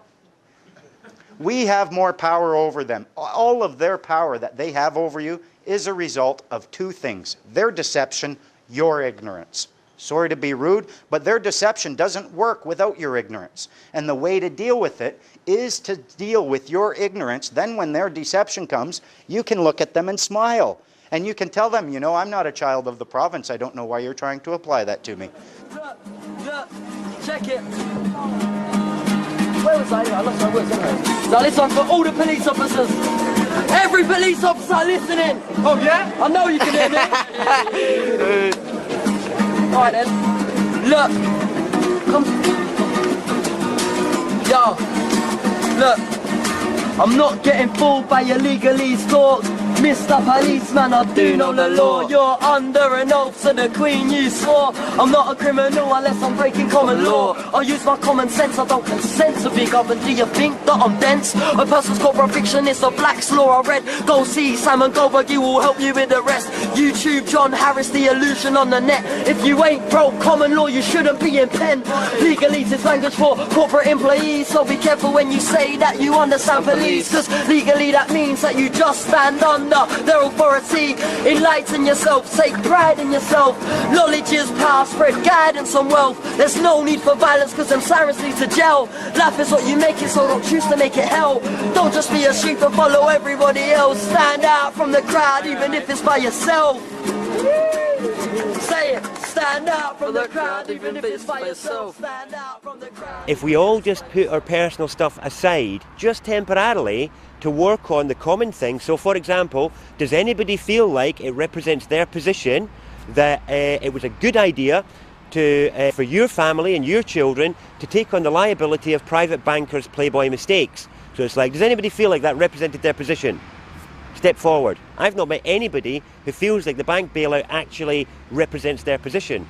So when you're looking at possibly 3/4 of the nation, 75% of Britons feeling that way, then that's not a decision of the wings. You know, that's not even a decision of the mainstream, that's a decision of the majority. What we then have is a misrepresentation case. And we can immediately, as a nation, do what the Icelandics did, basically, and turn around and say, do you know what? The British people and our children do not want to accept liability for your private bankers' mistakes. Get off our island. When the recession hit in Iceland, they were sitting in a much worse situation than we are now. But they handled it a little differently. In fact, they completely revolted. They rebelled, they went nuts. They went down to the parliament and they started throwing rocks. In fact, what happened next, according to a Ron Paul article, was extraordinary. The belief that citizens had to pay for the mistakes of a financial monopoly, that an entire nation must be taxed to pay off private debts, was shattered, transforming the relationship between citizens and their political institutions and eventually driving Iceland's leaders to the side of their constituents. The head of state, Olafur Ragnar Grimsson, refused to ratify the law that would have made Iceland citizens responsible for its bankers' debt and accepted calls for a referendum. Obviously, they're not drinking the fluoride over in Iceland, because then in March 2010, they passed a referendum with a 93% vote against repayment of the debt. The people just said no. Iceland chose the route of protecting its populace, the taxpayer, from absorbing more debt so that the global banking oligarchy could be made whole. With the support of a furious citizenry, the government launched civil and penal investigations into those responsible for the financial crisis. They went out with arrest warrants for the ex-president. They actually went and indicted the prime minister and arrested the top 3 CEOs of the top banks. That's how Iceland handled it. So, this is what else they did. They forgave the debt of 1/4 of their citizens. 25% of their citizens, they just said, no, you don't have to pay it back. And for those people that were underwater in their mortgages, over 110%, they forgave those too. Now, they didn't take that very well, the bankers that control everything. They threatened them, they intimidated them, they said when you go down, we're not going to give you any loans. But guess what? They didn't go down. In fact, they flourished. On top of it, they wrote a new constitution. This is what they did. The people of Iceland elected 25 citizens from among 522 adults not belonging to any political party, but recommended by at least 30 other citizens. This document was not the work of a handful of politicians, but was actually written on the internet. The constituents' meetings were streamed online, and the citizens could send their comments and suggestions, witnessing the document as it took shape. The Constitution that eventually emerged from this participatory democratic process will be submitted to Parliament for approval after the next elections. So they rewrote the Constitution. They actually threw the politicians out. They got people, normal people, that the other people at all decided that these were the best people, and then they put it online. I mean, talk about democratic. Okay, so how did that turn out? Everyone said it was going to go down. It was this big experiment because we really haven't heard, right? Well, I'll tell you how it turned out. They're flourishing. Their GDP has rebounded. In fact, they're doing better than the EU and most of the developing nations right now. And according to the Fitch rating on Bloomberg, the unorthodox crisis policy response in Iceland has succeeded. So the takeaway is QE1 didn't work, QE2 didn't work, and QE3 is certainly not going to work. Hyperinflating our dollar is not going to work. What will work? What did work is Iceland's program. So they sent policemen in to arrest the bankers, and they succeeded. They're doing great. So I say, let's do what Iceland did. A difficult thing for some people to understand is what's happening today is not just an elite making a final move to take over anything. Every generation for hundreds of years has been brought up with the same elite's predecessors designing and running the show for each generation. I think all our society is run by insane people for insane objectives.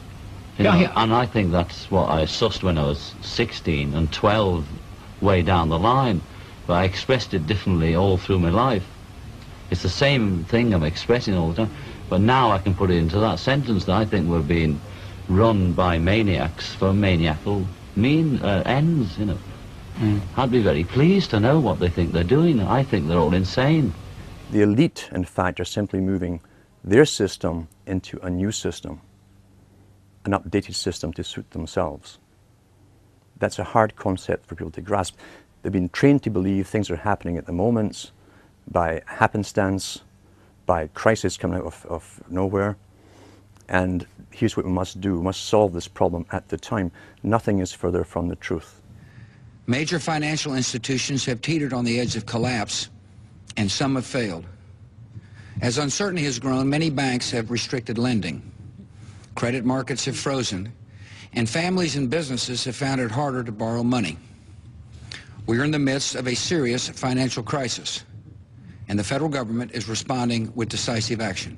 I had a friend, Nick Rockefeller, okay, who was one of the Rockefeller family, and he, when I was running for governor in Nevada, he came to me, introduced himself to me through an attorney, and we became friends. We started talking about things, and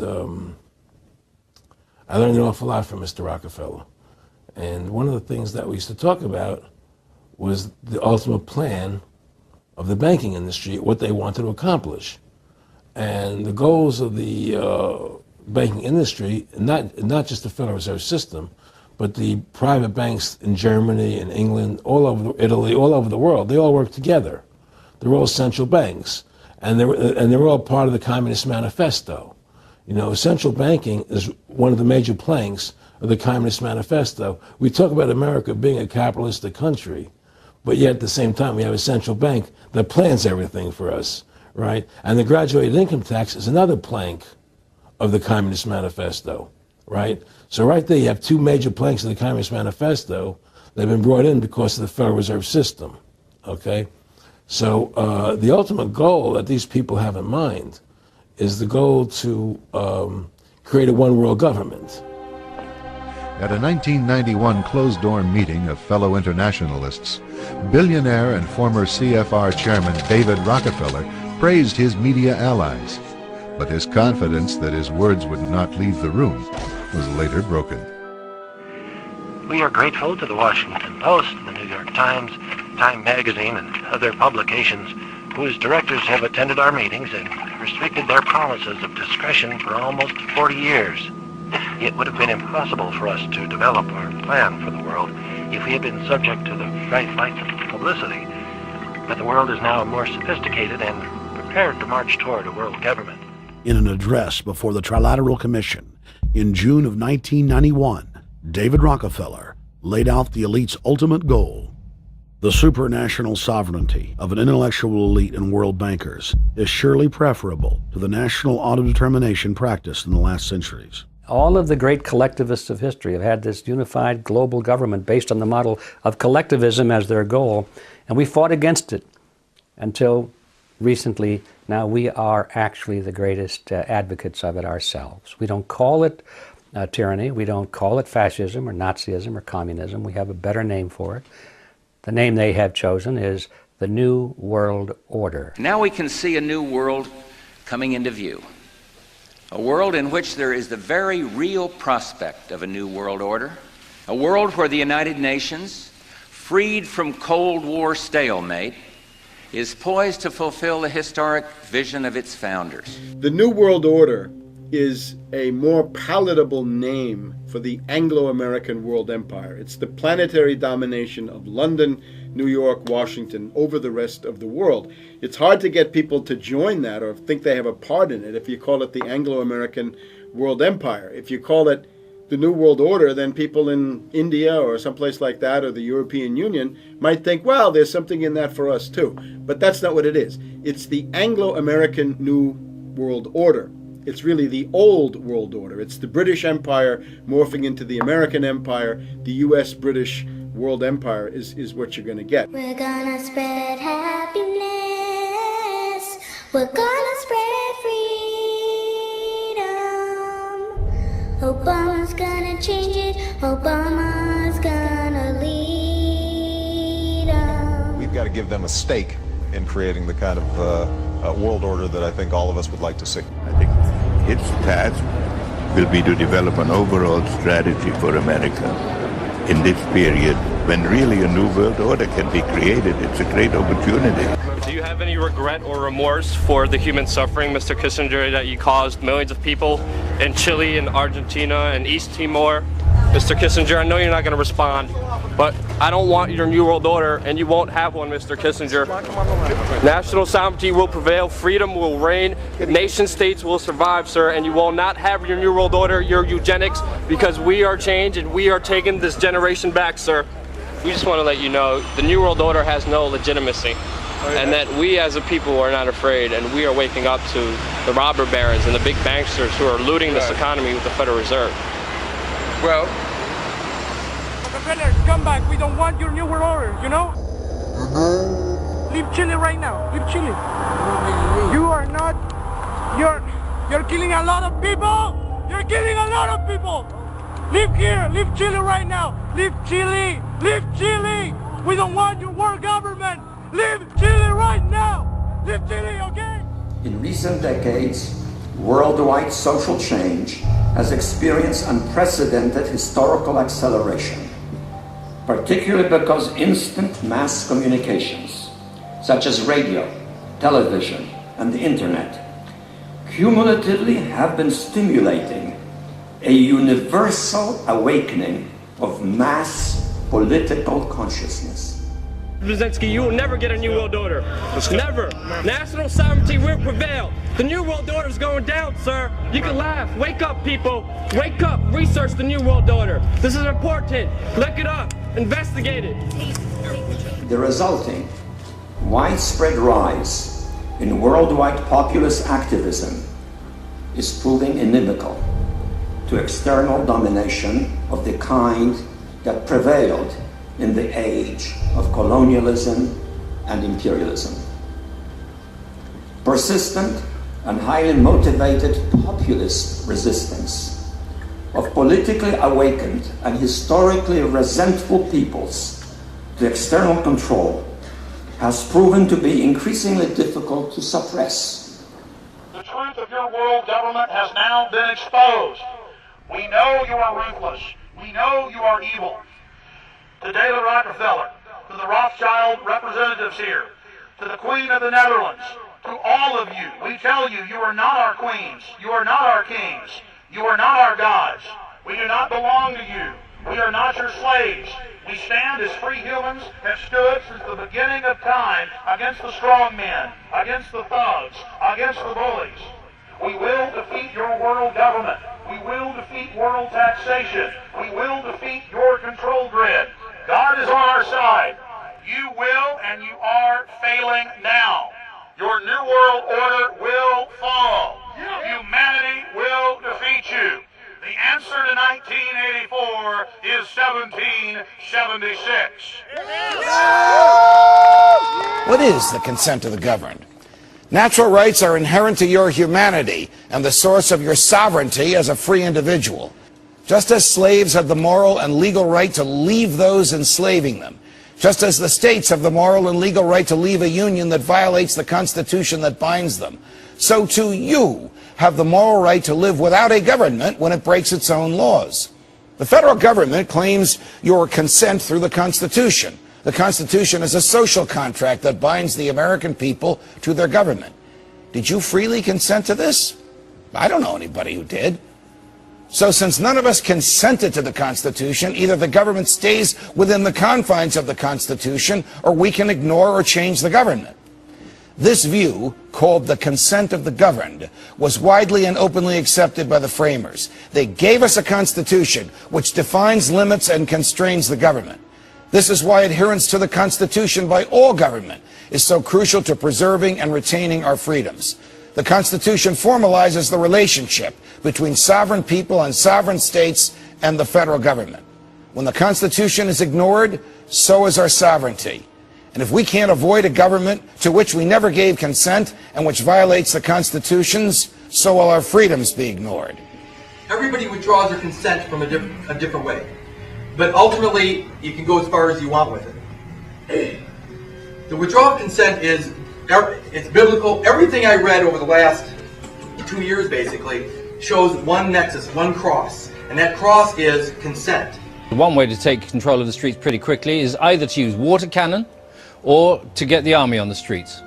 No, the way we police in the UK, the way we police is by consent. We want police able to work with their communities to ensure that they can deal with the disorder that is taking place. America polices in a different way to we do over here. Here we police by consent. That consent has been shown in swathes in recent days with the support we've had from members of the public. America police by force. We don't want to do that in this country.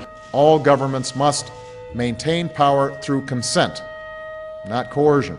Everywhere you look, the concept of consent, in all their treaties, in all their documents, the word consent. Consent is the #1 issue in all contracts. Without a meeting of the minds, there's no contract at any level.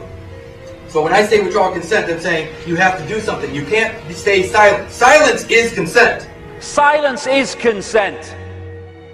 Because while we're silent on these impositions, the impositions just keep going on and on and on. By our silence, we are acquiescing, even agreeing to them being imposed.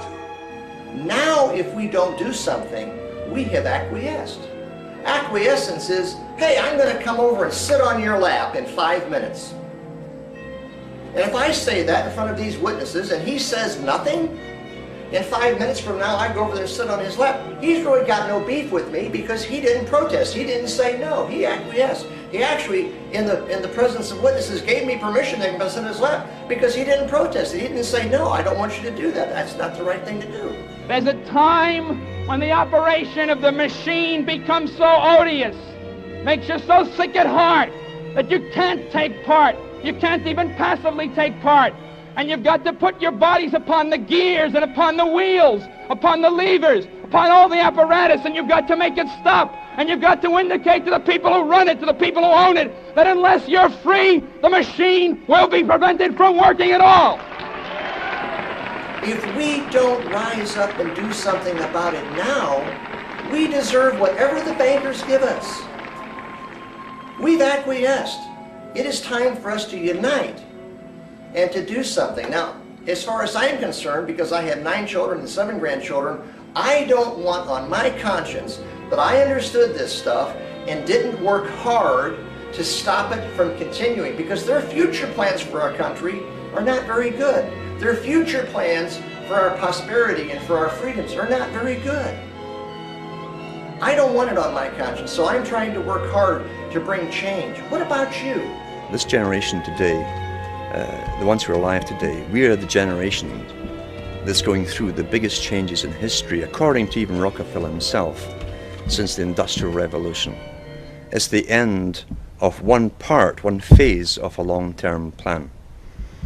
And out of this comes a new world order, a different order from the previous one, where people technically were working for themselves, would choose their own employment and so on. The new world order is a planned system, a planned economy, a planned population.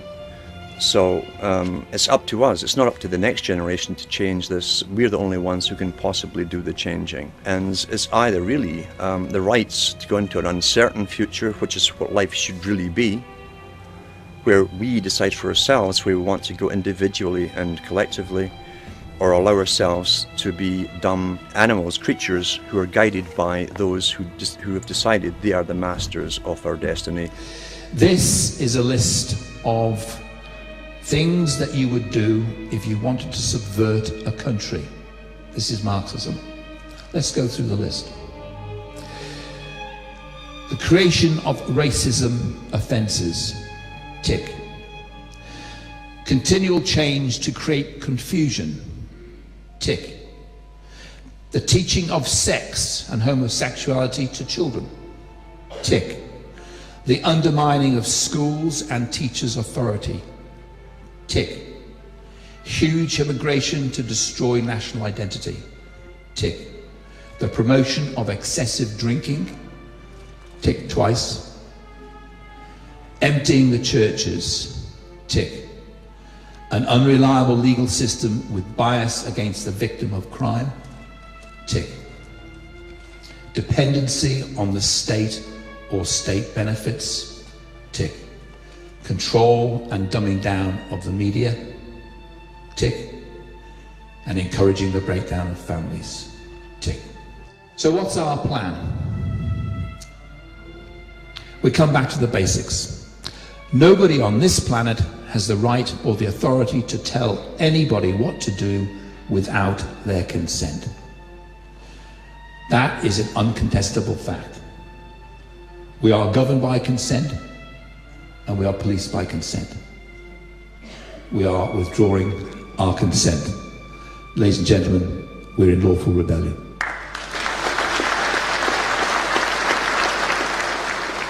We can't sort this out with violence. Because if we sort this out with violence, violence will always ensue.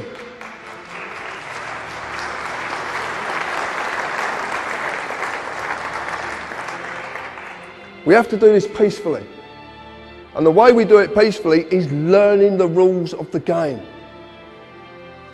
This is what I entered into. The only way to get rid of this once and for all is to sacrifice the person. To sacrifice the person is to remove that person completely. That means the birth certificate has to be destroyed. And it can be done. I've seen a way of doing it. Massive implications, but it can be done. And I am going to do it. Because I am not living in this society 1 minute longer than I have to and watch my fellow human beings suffer under it. I will find a way to get out of this, and I will succeed.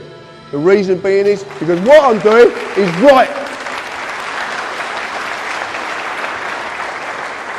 How do we get to this point, though? How do we get them to recognize that they're the nanny and we have grown up and they have no more power as nanny over us?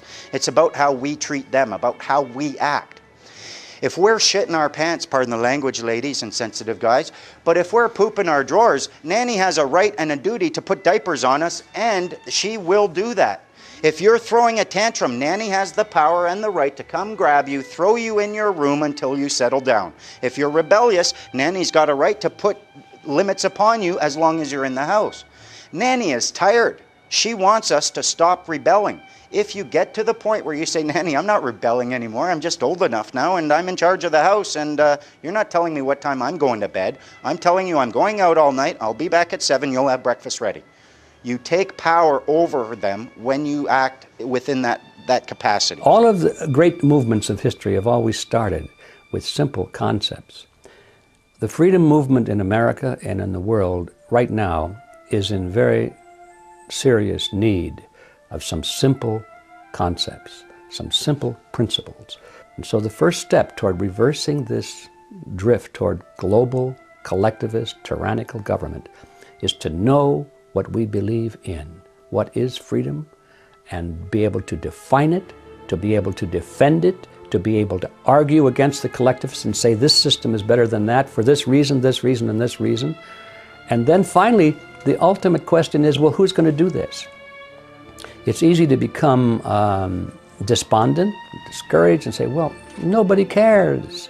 My neighbor is out cutting his grass. He's a good guy. We talk about baseball. We talk about the weather. We can talk about the latest movies. But he doesn't want to talk about politics. He doesn't care about the economy.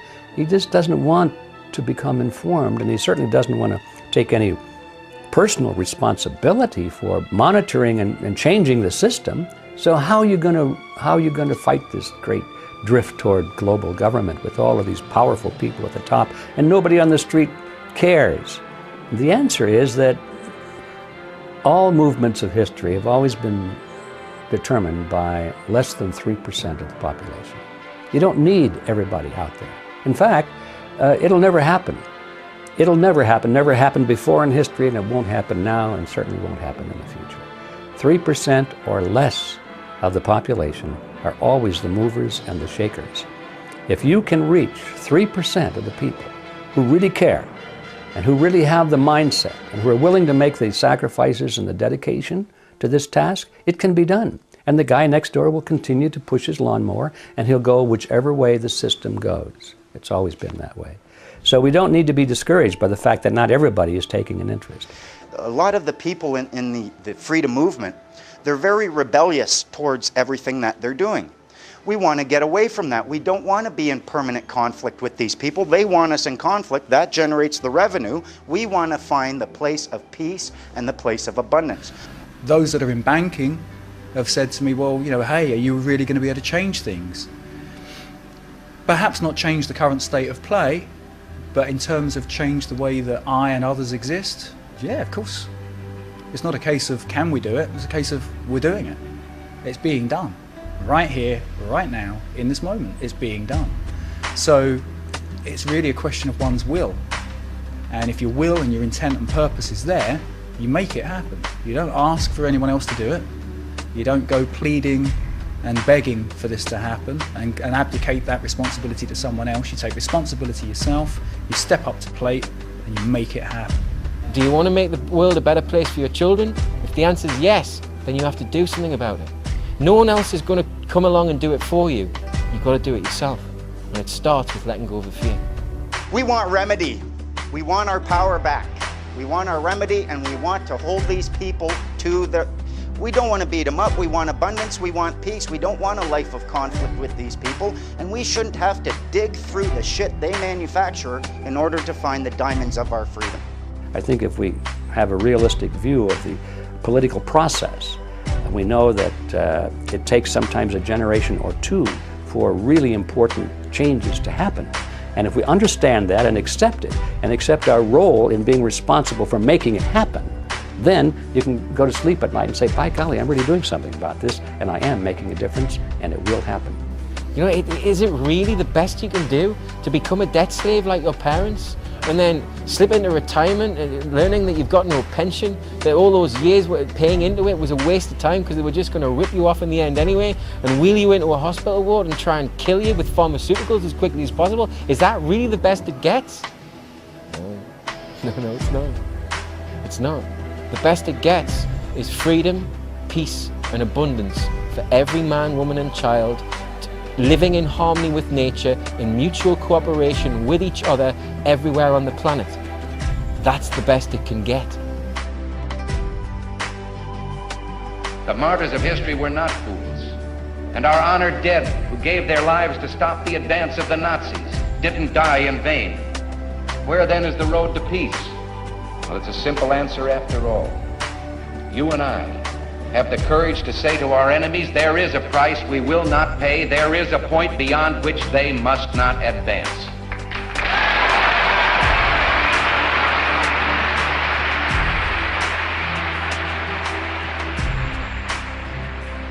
To be truly free is deceptively easy or almost impossible.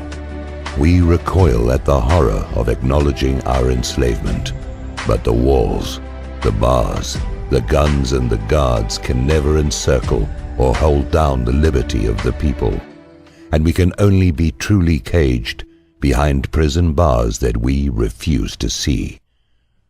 Wake up!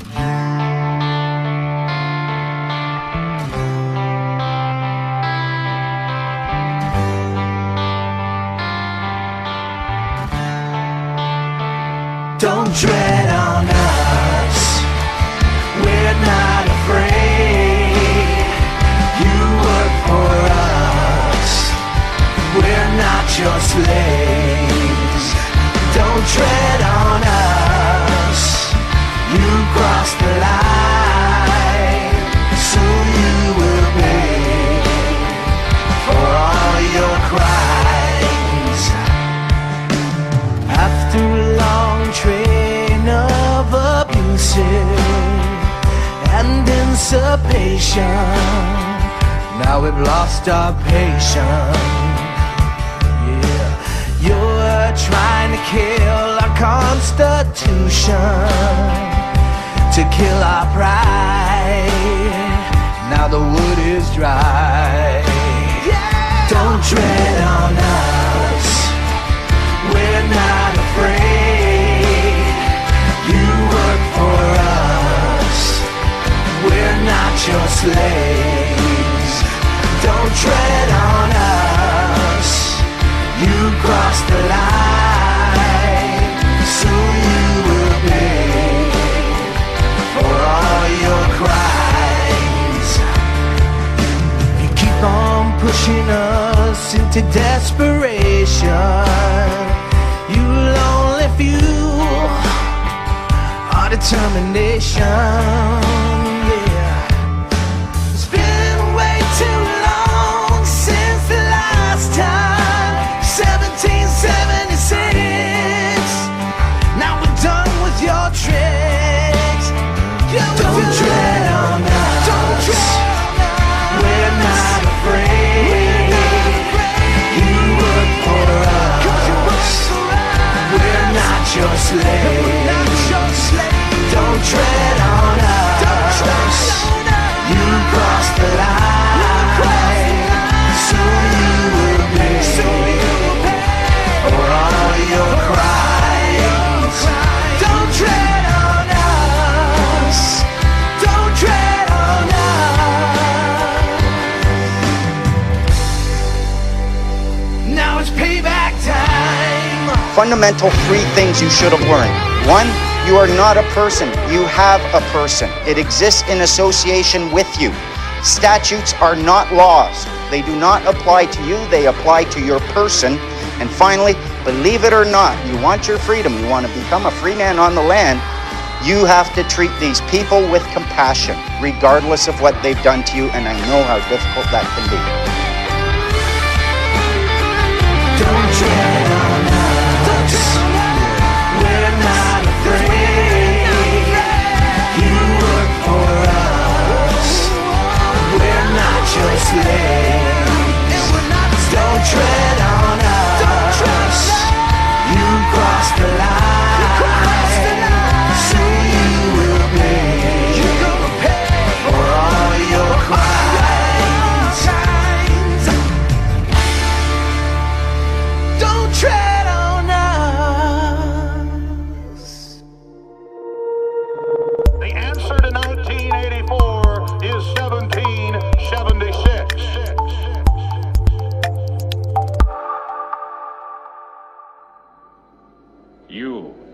number 6. I am not a number. I am a free man.